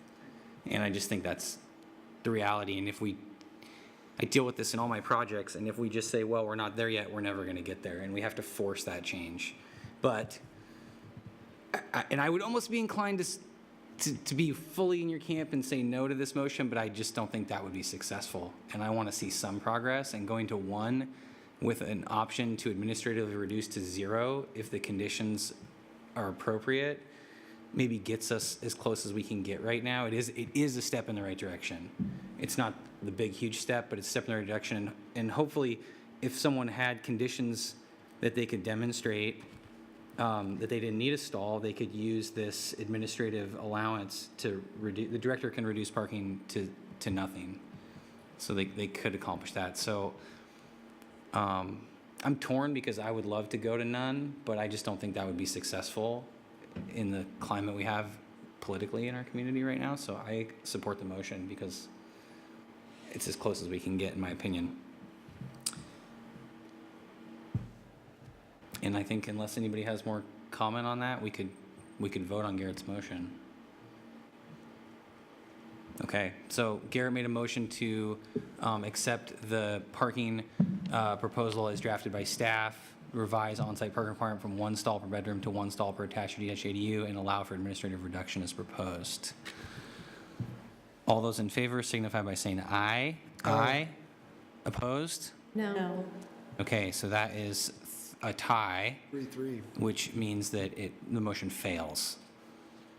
So would someone like to propose an alternative motion? Yes, I would propose the motion as the parking is written on our language here.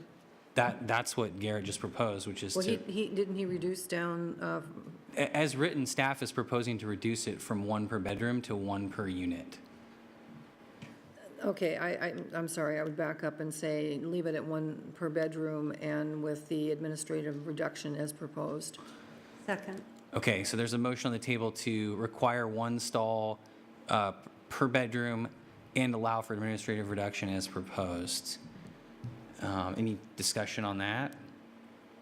I do think ultimately, with wanting to do engineering, if a developer or a homeowner can prove that parking is not needed because there's ample or because of use of alternative transportation, there is the ability through the administrative reduction to take it down to 0 or take it down to 1.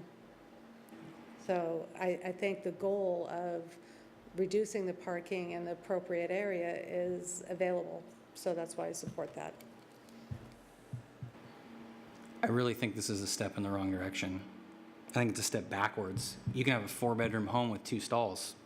You don't have to park for every bedroom. And the suggestion is that because it's a detached structure with a family living in it, every bedroom should be parked for. That's a step backwards in the effort that Iris is talking about. And so I cannot support that. I think this is, this proposal would continue to create to solve a problem that doesn't exist when the average amount of people that live in a single-family house in Bellingham is something like 1.2. There's not 2 cars per house. We already have spaces allowed 2 cars for a single-family house. If someone builds a small DADU in their backyard, I don't see how it is reasonable to add 1 or 2 spots. Well, just speaking to my motion, that's where I see the administrative reduction as proposed. They can make a decision, and if there are all those contributing factors, then they can say it's not necessary here. But I would like to see that. I hate seeing our neighborhoods where you only can go one way on a street. I mean, there's 1 car, and you're just packed, and people are parking their lawns and park in other places that are not assigned to their units. I mean, park elsewhere and take up somebody else's parking spaces is an issue. Lisa? And, in a certain amount of time, we're going to come back and revisit this. And Iris brought up a good point that a lot of some areas would be fine. You have plenty of street parking, you have, they have plenty of off-street parking, but the area that has the primary concern is the areas around the university. And you can't travel up those streets, and part of it is because these 5-bedroom houses have only 2 parking spots, if that, and you're packing 10 people in it. So there are a lot of other issues. I know the house next to me has 10 cars. They wiped out their front yard to make parking. And when they have friends over, they're parking in front of my garage, and I have to have them towed. So I would love to see between now and revisiting that the city deals with whether it's, parking permits for neighborhoods or deal with the issue of the parking issues so that we could in the future revisit this and take it down to less parking. But when I say we're not there yet, the reality is there are a ton of cars congesting the neighborhoods. And in those, I wish we could separate it out and say this neighborhood has to have this and that neighborhood has, but we're not doing that. So I think we have to deal with the reality of what we're dealing with now, and through some other planning measures, move forward and deal with those issues so that we can maybe meet the vision that you have. But saying that by not having parking spaces, we're going to force people to give up their cars and use alternative transportation, that's not going to be the reality in the next 10 years. People are just going to park everywhere or take out their front yards. And even with a complaint process, I can tell you it doesn't get dealt with. So we have a long ways to go, and forcing it by eliminating parking through this process is not addressing the real issue. And it's not going to make people get out of their cars. It's going to make them park 1 or 2 blocks away and take up other areas. We have people who are disabled who cannot park in front of their house. And they have to wheel or use their cane 2-3 blocks to get to their house in York. And that's because of how congested it is. And now you're going to put more bedrooms that allow more people who I guarantee you will have cars. And if we're not addressing providing parking in those situations, I think we're doing a disservice, and I don't think the political climate is going to be very supportive of it. I would like to see us deal with the parking, but this isn't the way to do it. I'd like to see it somehow deal with it in those neighborhoods, but just saying no parking whatsoever, reduce it to nothing, and somehow thereby people won't drive is not a reality in this day and age. It would be great if it is, because I agree with the reduction. Yeah. Could we call In a that question? sense. Yeah, I think we should call the question. So there was a motion made to require on-site parking for one stall per bedroom and allow for administrative reduction as staff has proposed. We've had some discussion. All those in favor signify by saying aye. Aye. All those opposed? No. No. Iris, did you vote on that? Was that a no? Sorry. So that was 4-2. That motion failed.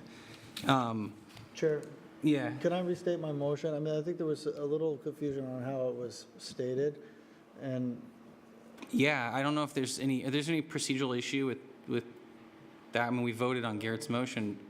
That motion failed, so the You floor could- is open. You could restate. Well, no, your question is, can a motion be voted on 2 times? It's identical. Yeah, like if Garrett can you re-vote the exact same motion if it's restated? I'd like to do that. I'd like to restate my motion and revise not revise it, but Just just go- yeah. move to adopt staff's recommendation that one stall per detached ADU, and to allow for administrative reduction as proposed, so as written. Okay, so that's a motion. Is there a second? I'll second that motion. And if I could follow up, I just think, Let me just restate it real quick. So the motion is to accept the staff recommendation for parking for both one stall per bed, or one stall per unit and administrative reductions. and Go ahead. my reasoning is just kind of seeing where the climate of the commission is. I really hesitate to require 2 bedrooms. I think that's really excessive. I agree with a lot of the comments about reducing parking, personally. However, of all the meetings that I've attended and all the comment that I've received, parking is such a big issue to people. And I would feel like I'm voting on my personal feelings towards parking and not what the community is saying. So I think that's a good compromise as written, and I think that's why it was proposed that way by staff. I think that's really listening to all the comment that we've received and making a solid recommendation, so that's why I have it. Phyllis? I would say to move this along, I would back and support that motion. I also support the motion just because of the same reasons I supported it last time. And I think if we work toward the current problem, we're never going to solve it. You know, if we say, yeah, oh, there's so many cars in everybody's yard, let's provide more parking for them. That's not going to move we'll be here 10 years from now with the exact same issue. There's going to be a break point where when you have to walk 4, 5, 6 blocks, you won't drive. I truly believe that. That's just my, Garrett, you talk about your personal opinions and everything, and it's important for, all of us to use how we feel personally about these issues, but also think about the overall community gain, and that's just, I support it for both of those reasons. Okay, let's call the question. So the motion was made to accept staff's recommendation to require one stall per unit and allow for administrative reduction. All those in favor signify by saying aye. Aye. Opposed? No. Okay, so that motion passed 4-2. Okay, thank you, everybody. That was a long discussion. We're past 9, but we've got just 2 items left. Let's talk through those because I think the garage door setback we kind of already discussed a little bit. Is that right, Chris? Yes, and so currently, for detached ADUs, you can reduce the garage door setback from an alley. It can go up to the property line if you have a 20-foot alley. If the alley is narrower than 20 feet, then the garage door needs to be set back to provide at least 20 feet of maneuvering. But citywide, for detached accessory buildings, if you're going to have a detached garage for a single-family home, and that garage door faces the alley, it requires a 10-foot setback regardless of the width of the alley. And so what I have here is a diagram that shows what the current standard is. If you have a 15-foot alley or 20-foot alley, regardless of size, you need to provide a 10-foot setback. You or your neighbor can provide a 6-foot fence at the property line. So whatever intent of this setback of 10 feet is for visibility, it can be defeated by this 6-foot fence or hedge or trees that can be planted. And that setback, say in this example here, again, the garage door setback, but if you have shop space that, you want to extend to the property line, you can do this. And again, it eliminates this visibility provision. If you come in diagonal off the alley, then again, the wall can go to the property line. And if you have a garage that some people choose not to use the alley, they have a driveway that goes to the street. So in this last example, you have a garage that's built to the alley property line and impacts, adjacent property. So this is all the situation where a garage and a fence can already be built to the property line. Setting the garage door back doesn't make a lot of sense. Reducing that, allowing that to be reduced allows more efficient use of the rest of the property on the other side of the garage.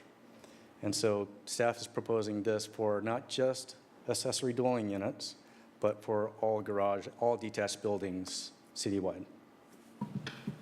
This is a really good change to me, because I think this has been a problem in our code for a long time.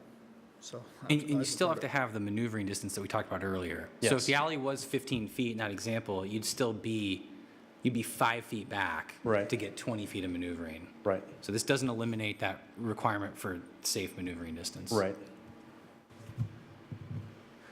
Chris, Lisa? if the alley is only 15 feet wide, what does that do to the fences? Can they be up to the property line, or they have to have Yeah. a setback as The, well? the fences can still be at the property line. Okay, so it doesn't, the, visible access and that kind of thing is not affected by the change of the alley here. I mean, if it's 15 feet, you still have to be 5 feet back, is what you're saying.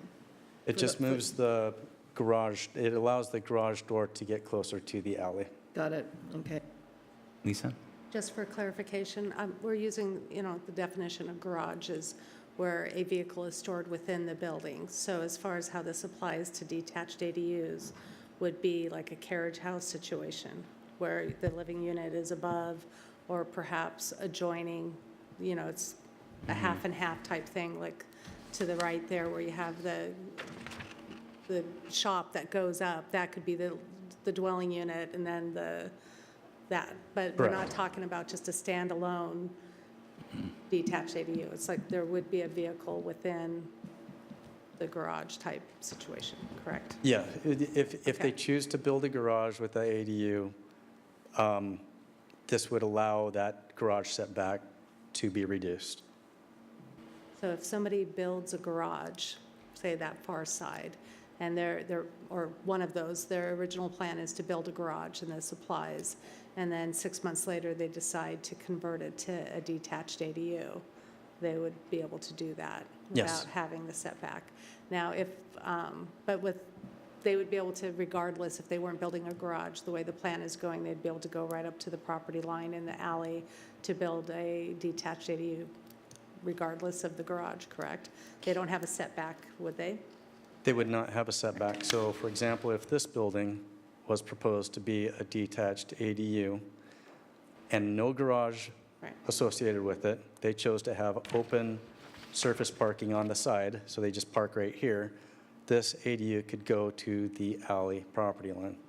That's, I just- yeah, sorry. That's what I was understanding. I just wanted to make sure there wasn't something I was missing with adding this to the plan, that somebody would be looking for a roundabout way of bypassing something that they couldn't have under one provision by implementing this and then utilizing it. So I just want to make sure I was clear that, It creates an equal playing field for both just standard detached accessory buildings, garages, and detached accessory dwelling units that have a garage.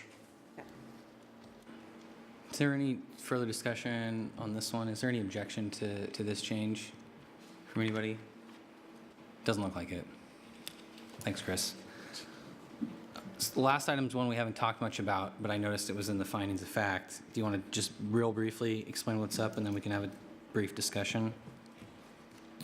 Well, this originally came from the commission. You asked us Yeah. to look into this, and we've talked to, currently ADUs are charged transportation impact fees and park impact fees. And it adds up to, what, $4,600? It adds $4,600 to the cost of a permit. We've talked to both Parks Department and Public Works, and they are agreeable to waiving these fees. So that's our recommendation. 4,600. Go ahead. To eliminate, that'd be 4,600 off the permit cost. Correct. What would be a ballpark, I know some of the costs are variable, but the ballpark permitting cost for an ADU to compare that 5,000 number against the total cost? You have any idea? Go look it up for us. Is that, do they charge do they charge the multifamily fee right now? Yes. Go ahead. I was going to say the average I've seen is like between 10 and 12 grand Including the, total with your building permit, your impact fees, your land use permitting, that kind of stuff. Utilities. Utility connections. Yeah, this water and sewer. Although these would share water and sewer typically, right? Yeah. That's a big one. Water and sewer is like 14 grand or something. So people are inclined to share. Lisa? so if someone had a single-family house and they decided to build 3 bedrooms on the back side of it, not necessarily to be a ADU environment, would they be paying these fees for those additions? No. And if it was an attached ADU where they were converting their basement, would they be paying these fees? Yes. But they'd be eliminated under this proposal. It would be for both, right. detached and attached would be eliminated. Right. Garrett? From most people I've talked to, this housing form has been desirable for people that are looking for housing choice, whether it's, a adult child that has a disability that they want to have close, or elderly parents. I've heard that the permitting fees have been a big barrier for a lot of people. It's intimidating when they look at they go to the counter and they ask, what are the fees associated with it, and they see that price tag, and then they look at the cost of construction, and I've heard that that's a hindrance. I think this is a really good step in the right direction. I don't think that those fees were appropriate.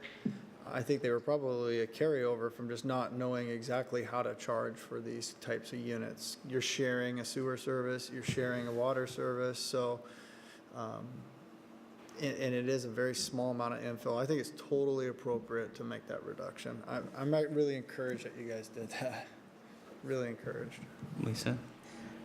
I struggle between the difference between an attached and detached. Attached, I could understand not charging it because you're not extending the footprint of necessarily of the house. You're converting an already living space that would have paid fees more than likely when it was originally built.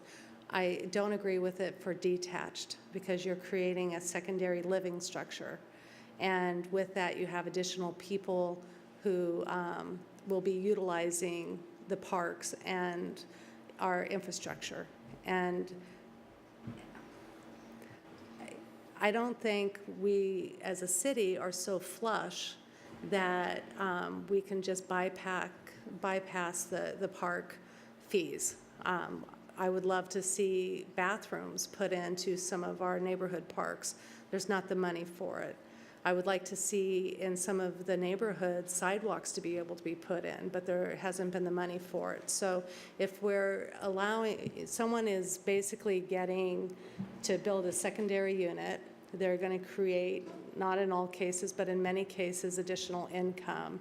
I just kind of feel that as a taxpayer who has to pay my fair share towards the city costs, I have a neighbor here who is now building a secondary structure, and they're going to make money with that secondary structure, but they're not paying their appropriate parcel of the fees that are going to create these impacts, because there's going to be more people using the parks, there's going to be more people using the infrastructures, the roads, the sidewalks and such. So I don't think it's appropriate to give to someone who is going to be benefiting based on creating a secondary dwelling unit. I kind of think it's disproportionate to tell taxpayers that someone doesn't have to pay their share.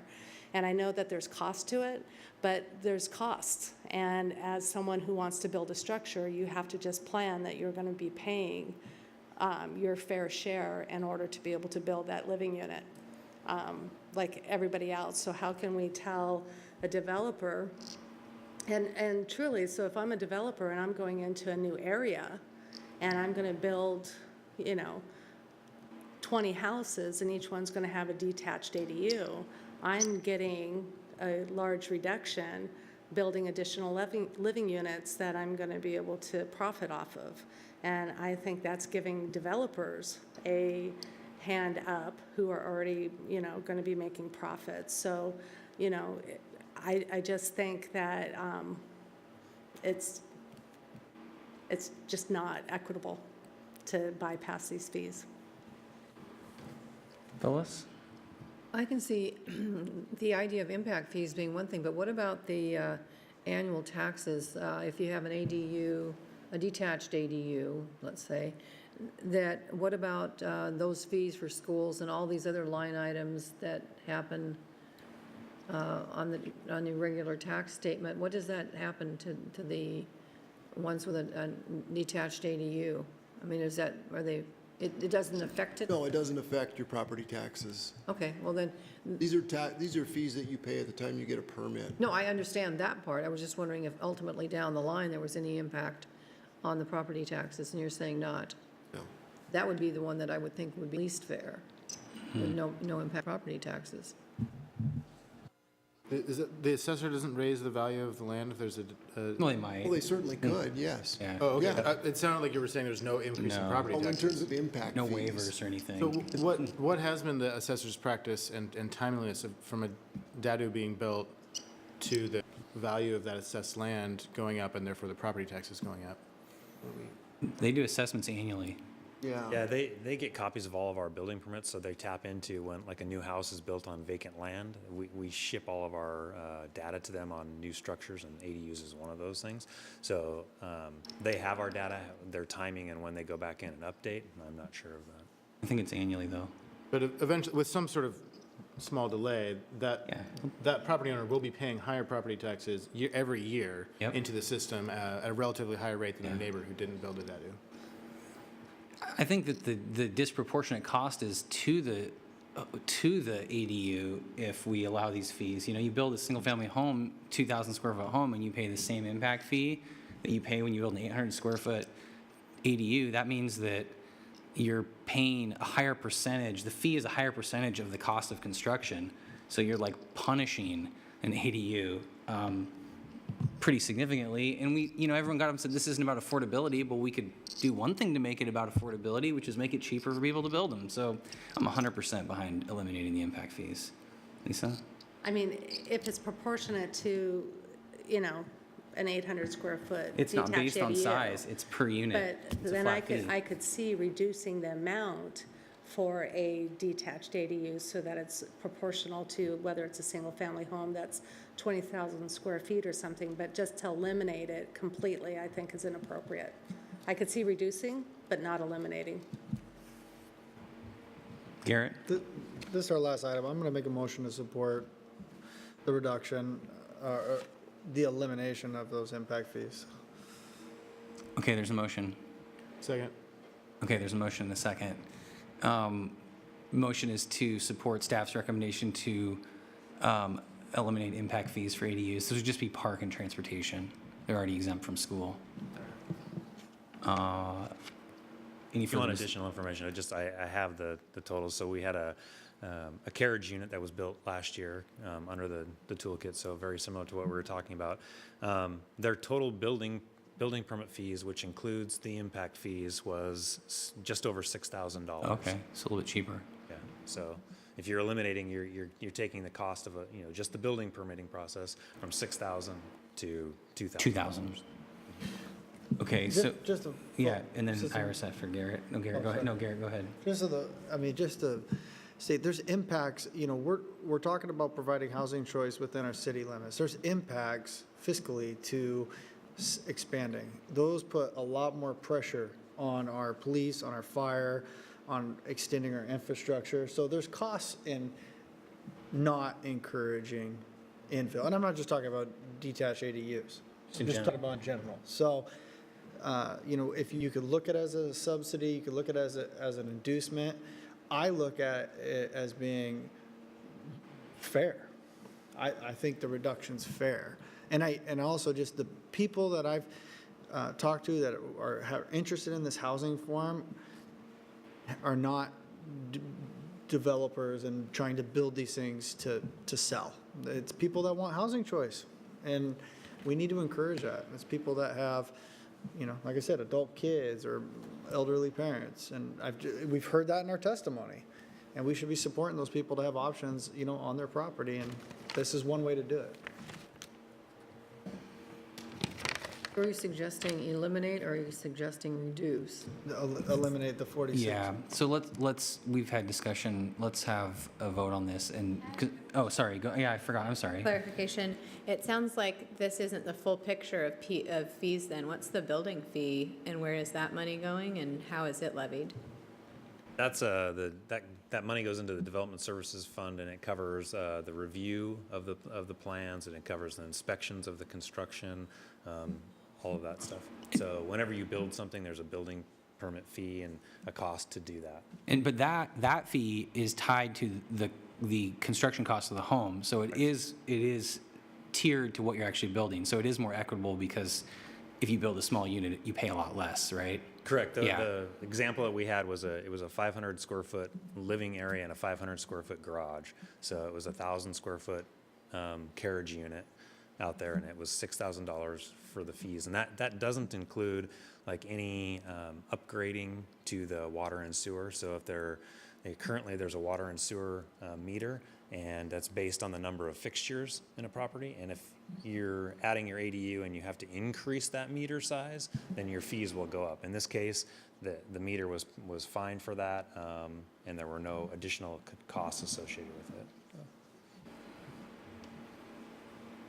Okay, so Garrett had a motion on the table. The motion was to accept staff's recommendation to eliminate impact fees for parks and transportation for ADUs. All those in favor signify by saying aye. Aye. Opposed? No. Okay, so that motion also passes 5-1. And with that, we've gone through every item on this list. Congratulations, everybody. Took 5 hours, but that's okay, 5.5 hours. But that's good, because we needed to talk about every single one of these. They're all very important. Okay, so I thought we would get through that quicker. That's why I wanted to get through it all before we took a break. We really need to talk about the findings. Do you guys want to take a quick 5-minute break or just kind of just work through it? Lisa? I have a couple more things that I wanted clarification on before we go through findings. Okay. Do you guys feel like we should just try and plug through this and not take a break? I'm sorry it took so long, but I guess that's on all of us. So yeah, why don't we just talk about those things before we get into the findings? Hopefully, they're very quick. Page 27 in our planning packet. I'd like, realizing after 5 hours I need glasses.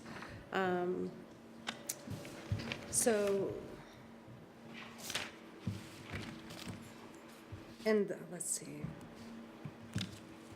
Say 27, Lisa? Page 27, so looking at number 4, going down C and then 1, and then A, in the event of an illness, death, or other unforeseeable event which prevents an owner continue occupancy of the premises, the director may, upon finding that discontinued of the ADU would cause hardship, that they can grant the tenant to be able to reside there and then extend it up to a year. I'm paraphrasing at this point.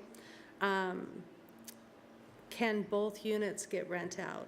So let's say someone passes away living in the primary resident. They were renting out the detached ADU. It doesn't necessarily address the primary residence that would be vacated. It just addresses the detached ADU. I would say that, no, it cannot be, the owner-occupied unit cannot be rented out separately. Would it be worth providing some clarification in here to that so that someone inheriting or a bank would know that that was not an option, if that would be the intent? Because it leaves the question unanswered, and so I would assume that could cause some issues. I must say that that is addressed someplace, Yeah. and it, I could have missed it. I've read this a few times, but I kept cycling back to this one.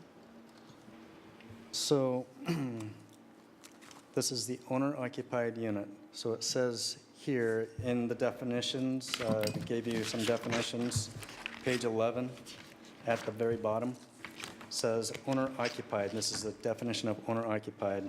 Means the property owner, one who holds legal or beneficial title to the real estate, including contract purchaser. Basically, the last sentence says, at no time shall rent be collected for the owner-occupied unit. Okay. Thanks, Chris. And then, so it's in the same page area, but for being able to divide, so it's pretty clear that the property could not be divided, so the detached ADU and the primary unit could not in the future be divided, and I'm assuming sell the detached ADU. But if you have a situation where someone has like a legal double lot, where, let's say they, in a neighborhood where they would only need 5,000 square feet for a residential unit, and let's say they have 12,000 square feet, and they build the detached ADU on a lot that could be divided and be a standalone lot, would they be able to do that if the building was built as a detached ADU?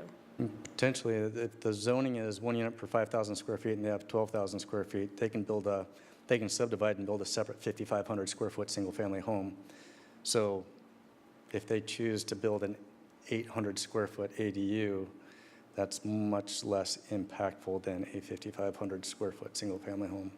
I was, in reading that it couldn't be divided, I was hoping in the situation that the land could be It could legally be. divided, that they would not miss that opportunity of doing that if they chose to do that in the future. Yeah, no, that covenant that runs with the property, that's an agreement with the city, they can ask that that be waived and to subdivide the property. Okay. Thank you.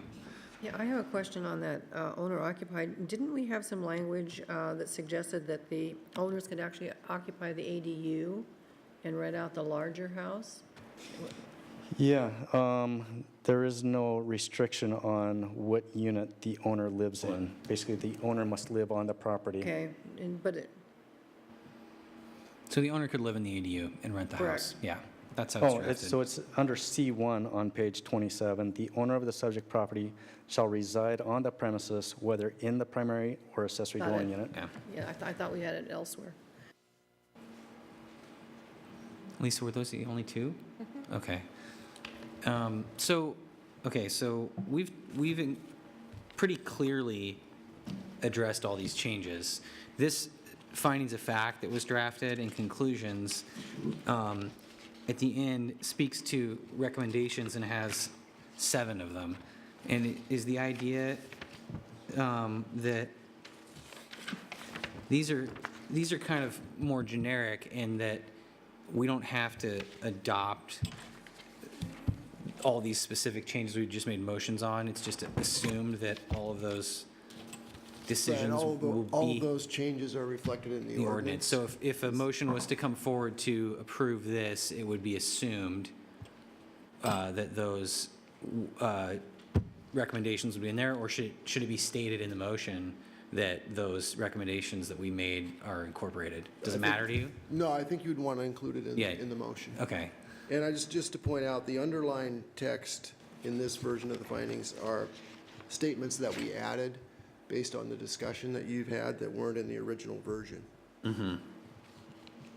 And so, okay, so like, but using that as an example, like we changed the cap on number 2 through a motion. We don't have to get into that level of detail with a motion of these findings. It would just be assumed that that language would be changed as per. No, with that specific one, what I would suggest is that we add the language, we add the exception language that you approved. Yeah, but we don't have to make that part of our motion, that level of detail. Right. Yeah, we can just say But one broadly. motion can say, Yeah. as amended Yeah, tonight. exactly. That's, I just want to clarify, so just if any individual commissioner ends up making motions, we don't get too far into the weeds. It can be broad. Lisa, you wanted to comment? Yeah, under, before we get to that part, under public comment, under the State Environmental Policy Act, I'm assuming that the last line, no public comments have been received regarding the determination as of the planning of this report. That statement will be changed since there was public comment provided Correct. regarding SEPA. Yes. Yes. Sorry, Iris. Yeah, if you'd like to propose a change, if anyone would like to propose a change to the findings, then feel free to Now's the bring that up. time. Now's the time, yeah. I spent some time, a lot of time with the, in the issues and opportunities section on, it'd be on page would 15 of be- our original. Page 3 of the findings. Yeah, thank you. And tried to really lay out based on the public comment. I went back through all of our public comment and created kind of a grid of what the themes were and also what kind of throughout our conversation, and found 6 other themes that I feel would be important potential benefits identified. And so I was wondering if we could add those, or some of them. I don't know if you want to hear them one at a time, but I can just rattle them off quickly. Help meet growth management goals by creating, by increasing infill housing within Bellingham. 2, improve the environmental impact to housing development with the fact that 48% of emissions in Bellingham are from buildings and 42% from transportation. I think this aligns really nicely with the climate action plan that was recently presented. 3, it's an appropriate housing form for the shifting demographics of our community. We have a 4% increase in 1 to 2 person households in the past 5 years, and a 4% increase in the number of people 62 and older living in single-family homes. 4, development will create jobs for small builders and developers. 5, it will encourage better housing maintenance and neighborhood stability.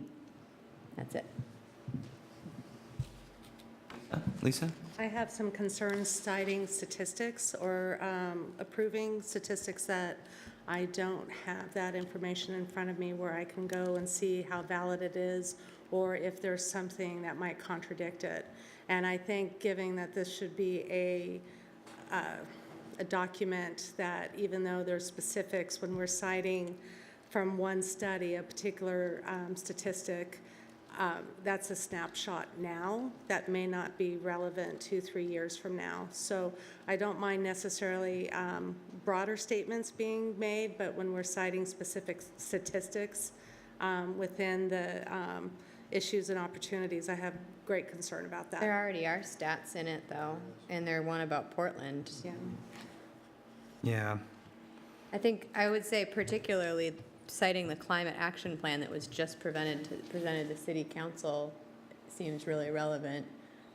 Maybe that's not the appropriate place to. Maybe it would be more appropriate to say that it's consistent with, kind of in that consistency section of talking about what it's consistent with. But I think citing that the climate action plan that the city's, in my understanding, is taken as fact and is relevant. But I'm understanding of getting the other two statistics about the increase in 1 to 2 people households and in the age demographics was from the census, and if that feels less relevant, I don't think that's necessary. I mean, personally, I happen to agree with all those points. I wish I would have the opportunity to look at some language, you know, because at this point, we're talking about adopting the findings. So I don't have any objections to any of those. I just would like to see the language before we adopt it. That is the difficulty, Yeah. is not seeing the exact language. But I tend to agree that those are all things that could clearly be potential benefits. The other option here is that if Iris wants to submit the language, I can send it out to all of you, and if there are no objections to adding it, we could do that. That's not my preference. My preference is Yeah. to have a version that you all vote on at this point. Yeah, and then, you know, I think we have to be careful not to be overly skewed when we're talking about issues and opportunities, you know, that is supposed to be a collection of all the comment that we've had, and where, like, I agree personally with all those comments.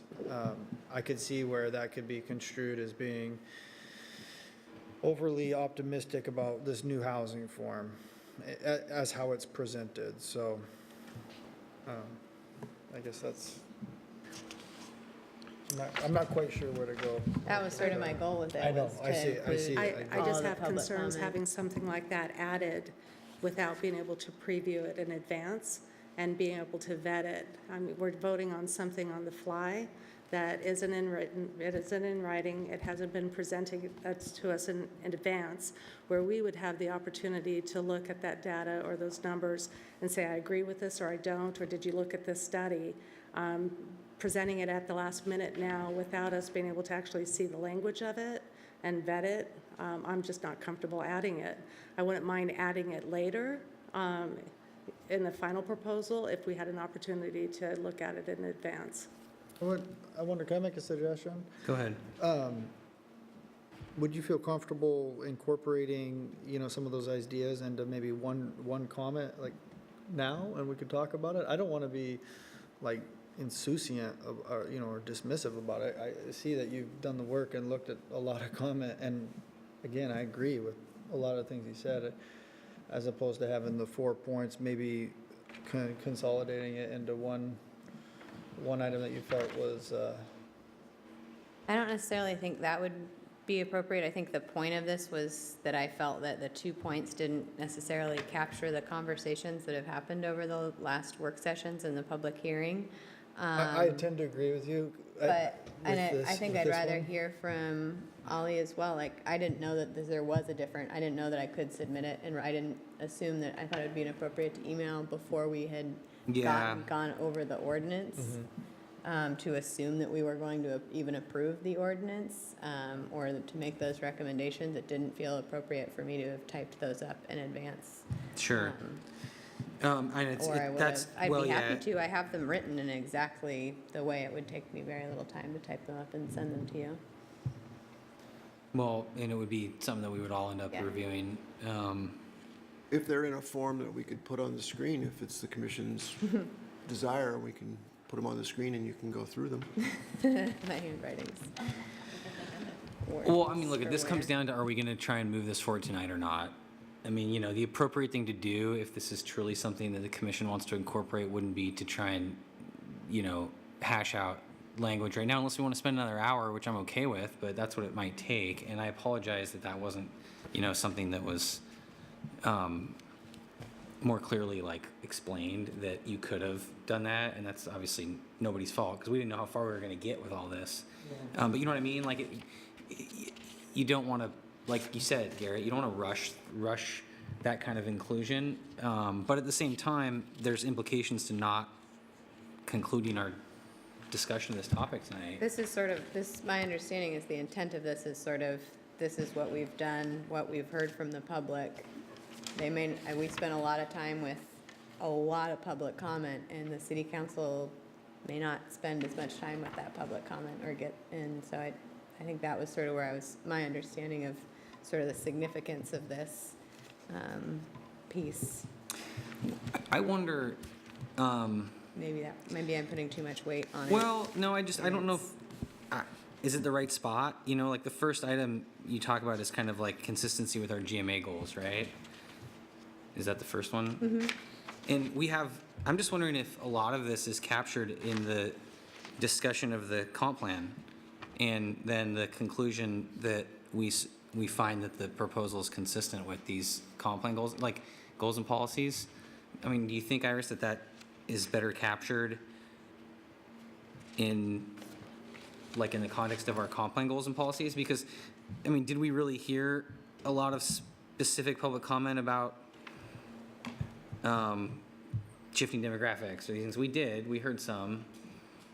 But if we try to get too specific with the discussion of the public participation, we're going to end up leaving some public out unless we want to do a really detailed summary.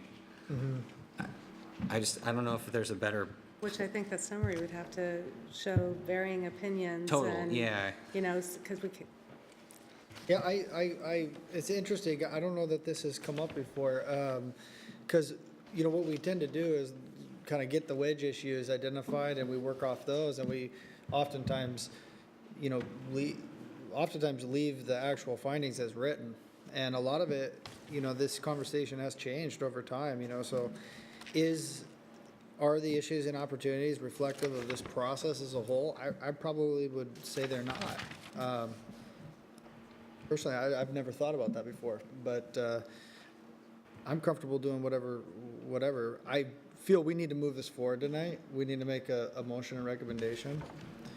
And so I'm committed to doing whatever, you know, we need to do that.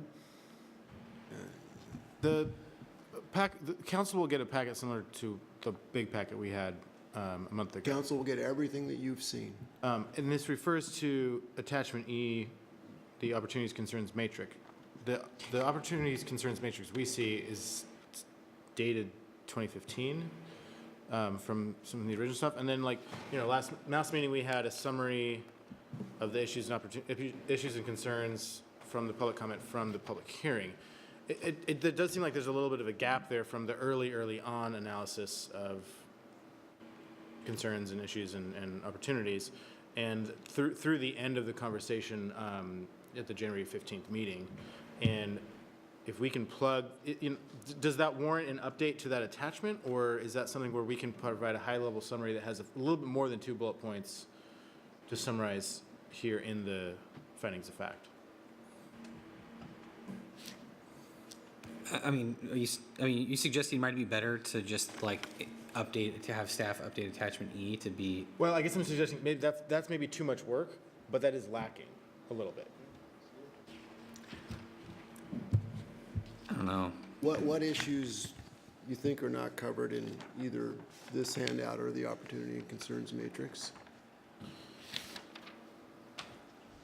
Is the handout from last meeting? I mean, I guess it's all part of the record. It'll all be. It all goes to council, yes.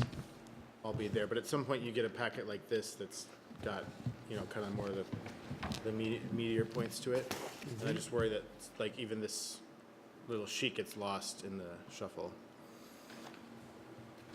It just feels funny, right? To say like there was all these things and now we're going to have 2 bullet points. It just doesn't feel like. Yeah. Like, you know, you'd be better off just not having bullet points, in my opinion, and just saying staff, there were lots of opportunities and issues, and staff discussed them in this attachment. Look at the attachment. Unless we want to add every single one, and then are we shorting the negative perspective? Because everything you described was very positive, and it's all true, in my opinion, but there were people who didn't feel that way. And I don't think it's Ally, necessarily. can I make a correction? hold on, yeah. Turn the viewpoint of negative perspective, let's just say alternative Alternative, perspective. thank you. Yeah, Thank I'm you. sorry about that. Yeah, I would say, Because this I is think their findings, and that's. there's certainly, there could be space to, I would say to, for folks who are in opposition to this proposal, that those viewpoints could also be better fleshed out. But I think it's really significant if we're asking the city council to pass this proposal we put forward, to say why in a very comprehensive way. And if for certain council members, the 2 bullet points that were listed wasn't enough, it would be a shame if our work would not be reflected in the outcome of their decision, or if they were not to think through that lens. I did simplify these, and I could put them up if that would be helpful. Maybe there's a few of them that we could tick off that felt that people would feel comfortable with. I'd be comfortable dropping ones that felt like they were already addressed, like the GMA one, or Put 'em up ones there. that felt subjective. I'm good Can with you it. do that? I'm okay looking at them. It's an interesting conversation because the bullet point of financial benefit to homeowner, that hasn't been a big part of our discussion. It really hasn't. And Iris brings up an interesting point. If that goes to council and the first thing they look at is financial benefit to owner, the question could be asked, is that what we're trying to do here? Subsidize? And we talked about affordability. But, I mean, this is, I hadn't thought about this, but this is really just kind of planning speak, no, and it hasn't changed much from the very beginning. So it's interesting. Thanks for putting those up.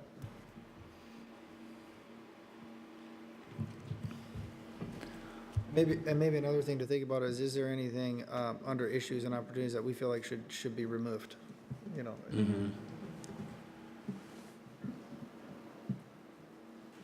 So Lisa? number 2, it really is the lens that you look through. So yes, improve environmental impact to housing development, that would probably be addressing the idea of sprawl. But then other people would view environmental impact being that now with this additional infill, we're going to lose trees, we're going to lose green space, so I mean, what environmental impact are we trying to qualify here? Because there are beneficial and negative environmental impacts with the additional development and infill. So that statement, it's very broad, but I could see both sides of the argument saying it's a true and untrue statement. That one for me was specifically looking at the fact that right now, our current housing development, that it is underutilized, our current housing and so that it would create. We if haven't have to put zone more. anything in there in this plan that says, you have to be green development, or that you have to be, a certain star. Or so, environmental impact, there's a lot of things we could have done and put in to address the whole idea of environmental impact with the construction of detached ADUs, and we didn't do that. So, there's concerns there, an argument there that, at what point, like what environmental impact are we actually saying that this addresses? What we're really talking about is the environmental impact from sprawl, right? I would Outward say number growth. 1, sprawl. Number 2, I think there's a number of other environmental impacts that we heard from people, that this lesson, particularly on the cost of building a small house versus the environmental impact of building a very large house when they all house the same number of people. Whether it's energy efficiency, the smaller plot of land and loss of green space. We've talked a lot about the difference between, or the concern that if we don't allow for these to be built, that there's more likelihood of people doing tear downs and building larger houses. Can I make a comment? Yeah. Looking at those 5, for me, I approve 100% number 3. I think the other items are debatable. Number 4, creating jobs. As a planning document, this is an ordinance. I don't know that, I think that's an ancillary benefit. I don't know that that's, from a planning and community development standpoint, is a large, benefit. So I would support including item number 3. I think that is something that we've talked about and it really ties in. I think for me, it's always been about housing choice. Affordability is a bit more oblique, but I guess that's alluded to here. So I think some of the other ones though, and Lisa brings up, you know, a good point is that there hasn't been consensus on that.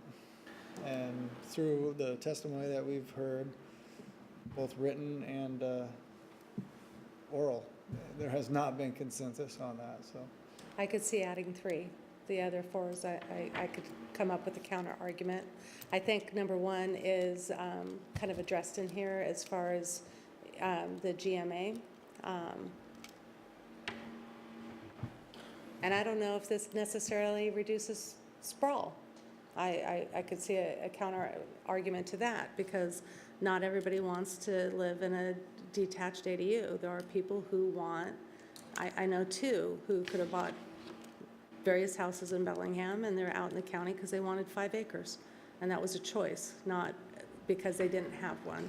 So, you know. Well, there's a difference between reduction and elimination. Yeah. I mean, the suggestion isn't that it will eliminate sprawl, it's that it's a tactic to provide choice for people to reduce it. I think the third one is pretty specific to things we've heard. I guess this isn't as important to me because when I read the policies that they included for land use, housing, and community design, and I mean, there's like very clear policy type language that identifies all these positive things for our community, and then the document concludes that we think that this accomplishes that. So, I mean, I just think, I feel comfortable, I hope that council sees that by us saying all of these policies are supported, that they can infer some of these broader issues, and hopefully they paid attention to what we've been doing for the past 2 years, you know, and listening to what we've been saying. Yeah, I would hope so, you know, and I kind of expect them to, frankly, if they're watching now. So, you know, there's a component of trust in that. But I get it if other people don't feel that way. That's where I kind of sit. So I would be comfortable adding, I actually feel 1's pretty appropriate too. Because, Yeah. I mean, this is my opinion. Yeah. This is clearly consistent with the GMA. Like, I don't see an argument against that. Well, those specific goals. There are other GMA goals. But There are other I GMA agree goals. that those Yeah. are, those, that, I guess I should say, yeah, too. that's consistent with those specific goals of sprawl reduction. Yeah, so maybe it shouldn't say and. Should but say 2, Help probably. me, GMA goals to reduce. If that was reworded like that, that would read better. So I'd be comfortable with those 2. Me too. And then the other ones I think get picked up in the policies that we've cited. That's just where I'm at. Sounds like it's time for a motion. Okay, well, I'll move to support the findings, facts, and conclusions as modified by the Planning Commission's deliberations and contained in the 125, 2018 staff report. Second. So you didn't include adding any of these? That's part of our modification. That's part of my motion, 1 and 3, Okay. adding them as issues and opportunities. Do you want to make? Do you want to amend that to be just address this issue independently before we go to the full, or do you want to just go with what you got? I think in a motion dealing with these first would be appropriate. I agree. Okay, well then, yeah, I move to add them, 1 and 3. Add to the findings. Yes. 1 and 3, you say? Second. Okay, so there's a motion, a second, to add those to the findings in the section regarding issues and opportunities. It would be to add Iris's suggestion 1 and suggestion 3 into the issues and opportunities section. Is that where you'd like to see those, Iris? Yeah. Okay, so we've had some discussion. Is there further discussion on that? We had one minor grammatical change. Yeah, with that would, I'm assuming that would be incorporated too, not and. What was the grammatical change? Should change. Help meet GMA goals to reduce impacts of sprawl, not and reduce impacts of sprawl, because there's a lot of GMA goals that are not applicable to this discussion. Lisa, did you have a comment on that? I was going to say I could have gotten behind number 3. Number 1, I'm a little bit hesitant, but I will support it. I kind of wish it, number 1, again, I have some hesitancy on that. Just, part of it is I'd like to know if there may be other things other than just sprawl that could have been identified. And I think just highlighting that kind of skews what this might accomplish. So I think it could have been fleshed out a little bit fuller to identify a few items. And so if we're adding something, I think it's a missing opportunity. Okay.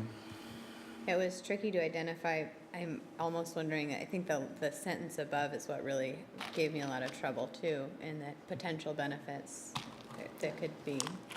And so it's The hard. statement, The statement of potential benefits. oh, It's already couched.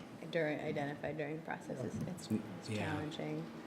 You don't want to go too far, but, you know. okay. Garrett made a motion. The motion was to incorporate Iris's opportunities 1 and 3 into the issues and opportunities section. All those in favor of incorporating those signify by saying aye. Aye. Opposed? Okay, so we can add those two. There's other components to this. Garrett, did you want to make another motion? Yeah, I mean, my original motion, so now I'd like to move to adopt the findings, facts, and conclusions recommendations for the ADU ordinance as modified in the planning commission's deliberations tonight in our previous meetings and per the 125 staff report. Okay, there's a motion on the table. Is there a second? We're starting from the February 15th. Mm-hmm. But I think we're talking about the same thing. Yeah. So there's a motion. Is there a second for that motion? Second? Okay, so there's a motion and a second. The motion was to adopt the Bellingham Planning Commission's findings of fact, conclusions, and recommendations, February 15th, 2018, as amended during our work sessions. And we mentioned the ordinance, but I don't know if that's inferred. Yeah. Yeah. Okay. Is there discussion on that? Lisa? No surprise. I'm not supporting it, and that's probably been obvious through this process. Not that I don't support detached ADUs in single-family neighborhoods. I think they could have a good position in place to provide opportunities for housing. I really appreciate a lot of the work and the compromise that went into making it a little bit more palatable through some of the changes, so I really appreciate fellow commissioners working on that. It really, for me, comes down to the process. I am a firm believer in neighborhoods being able to bring forward a Type 6 process and being able to have the ability to look at their own uniqueness and what they can contribute to this process. I do think having one size fits all is missing some opportunities and also not acknowledging all the hard work and dedication our fellow neighbors have had in stewarding Bellingham to the point we are now. And I think by eliminating them from the process, I just don't believe that was an appropriate direction to go. I think there's a lot of things that individuals, had we worked together in work sessions, some of the visioning I know neighborhoods have put forth have brought some spectacular changes and additions to their neighborhoods that have contributed to what makes Bellingham great. And I think by eliminating the neighborhood having a process in this has been a disservice to the community members. So that's why I'm not supporting this.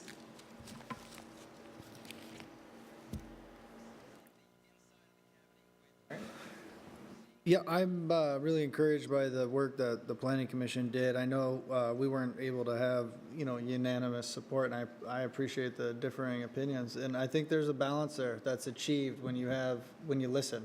And I think we have done a good job listening. I hope when this goes forward to City Council, I really Hope they follow the recommendation that this is approved citywide.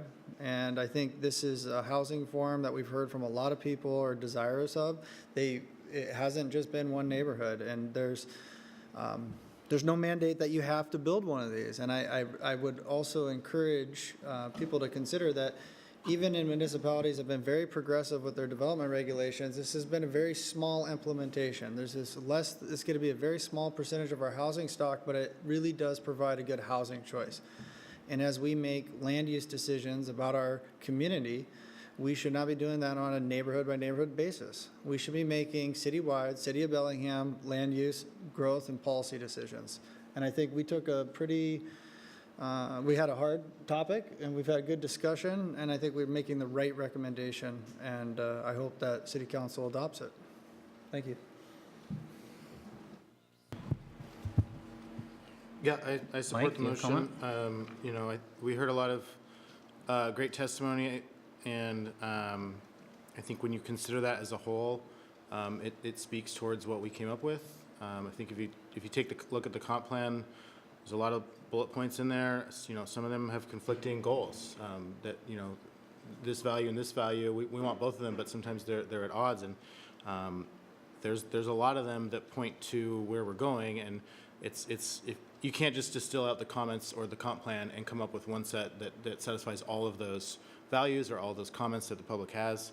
And I think we've sifted it down to as close as you can get to moving forward with the vision of where we want our community to be in the long term. You know, we're going to review this in 10 years. Is this enough to get us 10 years down the road where we think the city should be? And that's where I think it is. You know, a lot of the issues in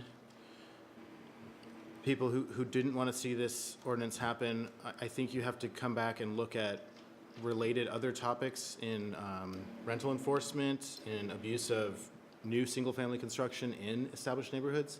A lot of those issues aren't from permitted ADUs that have been built in the last 20 years. They are from people who are flying under the radar and not getting them permitted. There's a demand for this in their neighborhoods, and people are doing it whether it's allowed or not. And so to try to catch up to the reality of what we're seeing in neighborhoods is what this is getting us closer to, and that's going to have a net benefit for even those people who don't like what we're doing. It's going to address a lot more of their concerns than if we did nothing. Any other commentary? Iris, Phyllis?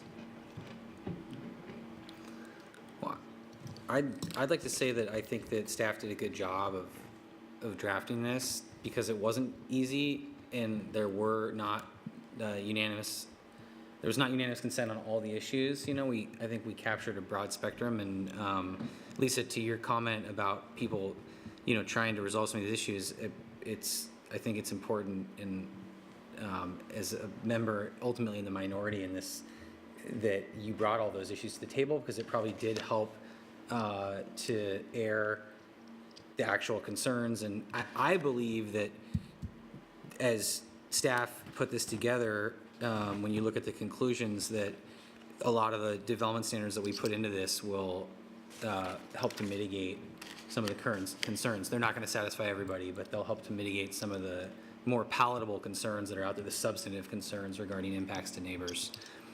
But I just want to say that I think that staff did a good job of summarizing it as best they could in light of the broad discussion we had, and I appreciated all the participation from the public.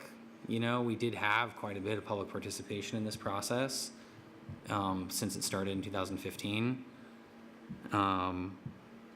And hopefully, I agree with you, Garrett. I really would encourage the council to pay close attention to the recommendation and the basis for it, not just the recommendation, but really the bulk of discussion that occurred, and hope that they support it, and I will support it as well. Can I make one Yeah, one go more right comment? ahead. This is kind of a little bit to the public. This has, I think, been a good process in the sense of, I mean, there's things that I don't agree with, but as far as working with commissioners, I've had people comment like they don't know how I can be up here and be a dissenting voice.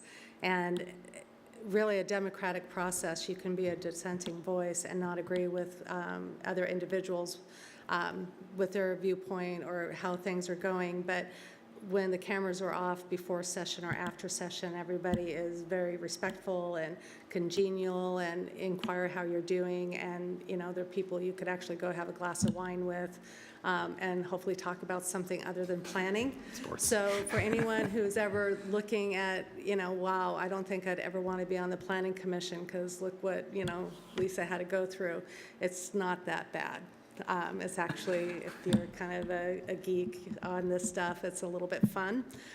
So, you know, just because you don't agree, it doesn't necessarily mean that you have discord against individuals when the cameras are off and you're off the podium. So I think everybody's done an upstanding job being very neighborly. So it's not as bad as what the perception could be given. You know, we're a diverse community, and so there's going to be a diversity of opinions, and that's important for everybody to see through this process, you know, and we have people representing, it's not just you or any one of us has a distinct perspective. So, you know, appreciate your comment. Okay, it's time to vote. So the motion on the table is to accept or recommend the Bellingham Planning Commission findings of fact, conclusions, recommendations, February 15, 2018, with all of the various amendments that were made over the multiple work sessions. All those in favor signify by saying aye. Aye. Opposed? No. Motion carries 5-1. And that is a wrap for the accessory dwelling unit ordinance for the Planning Commission. And I would like to thank staff for years of work on this and also bearing with us through, 4 work sessions and a public hearing? At least. At least in the past couple months, and trying to interpret all of the discussion that we had. And you get to go do it again with the council now. And also thank everybody. I know we just went through this, but for everyone's participation, this was a really robust discussion, and I think it was awesome to see that. And we hadn't seen that on a topic since the comp plan, you know, in 2016, really. So that was really nice. Well, I'd like to say on behalf of staff, we really appreciate all the hard work you put into this. It was a difficult issue with lots of strident opinions, and you did a great job of sifting through all of that and doing so in a fair and collegial manner, and we appreciate that. As my old friend Arnie Hanna used to say, it's okay to disagree, but not be disagreeable, right? And that's the way we've conducted ourselves, and that's the way you have, and we appreciate that. Well, thank you. So, but we don't get a break. On our next meeting, we are going to have a public hearing on the short-term rental regulations. So that'll be March 1st? March 1st. Correct? Yep. And that will be a meeting much like the public hearing on the ADU ordinance, where that will be fully dedicated to hearing the public on that topic. We will not be, it's not the intent of staff to bring forward any ordinance for discussion, or? No, there will be an ordinance based on Pardon your... me, there will be an ordinance, but is the intent that we would try and get into that if public comment Probably did not take not. the whole meeting? I would Probably prefer not. not to. I Yeah, would like to have the probably meeting not. be focused only on hearing from the public. I think there'll be a fair amount of testimony, and then you'll want to take some time Yeah. and ponder that. I think that's important. So don't expect that from us, I guess. And if there ends up not being that much, it'll be a short meeting. And then after that, we've got some more stuff coming. Does anybody have any questions before we wrap up on the future schedule? We were given kind of like a tentative projection. Now would be a chance to ask any brief questions on that, or we could just talk about it on the first. It's kind of up to the commissioners. Does anybody have questions on that schedule that came out? When it says tentative meeting scheduled. Yeah, there you go. Are there things hooked to that tentative, like Mar- topics? March 22 will be a work session on short-term rentals, so that'll be a follow-up to your hearing. April 5th is the week of spring break, so we won't be having a meeting that week. And then, where's my list? April 19th? I have the secret list right here. April 19th, at least preliminary, we're looking at bringing the subdivision ordinance back for hopefully getting close to a final review. Greg, so on that, you guys, the city had hired a consultant to work on that, and there's been some progress there then? Yes. May 3rd will be a docketing night, so any comp plan amendments that come in have to go through the docketing process, and that starts with the Planning Commission. And there are two that we know of for sure, and that's the amendments to the Waterfront District Master Plan and the update to St. Joe's Institutional Master Plan. So those will be two fairly significant projects that'll go through docketing, and that'll occur likely on May 3rd. And that's as far as we've gotten. And just a quick update on Steve. He is on the mend, couldn't be here tonight, not feeling well enough to be here tonight, but expects that he will be here for your March 1st hearing. He's doing okay. Great. Well, we look forward to seeing him back. All right. That's it. Thank you very much. Thank you, everybody. We will adjourn. So I do have a question.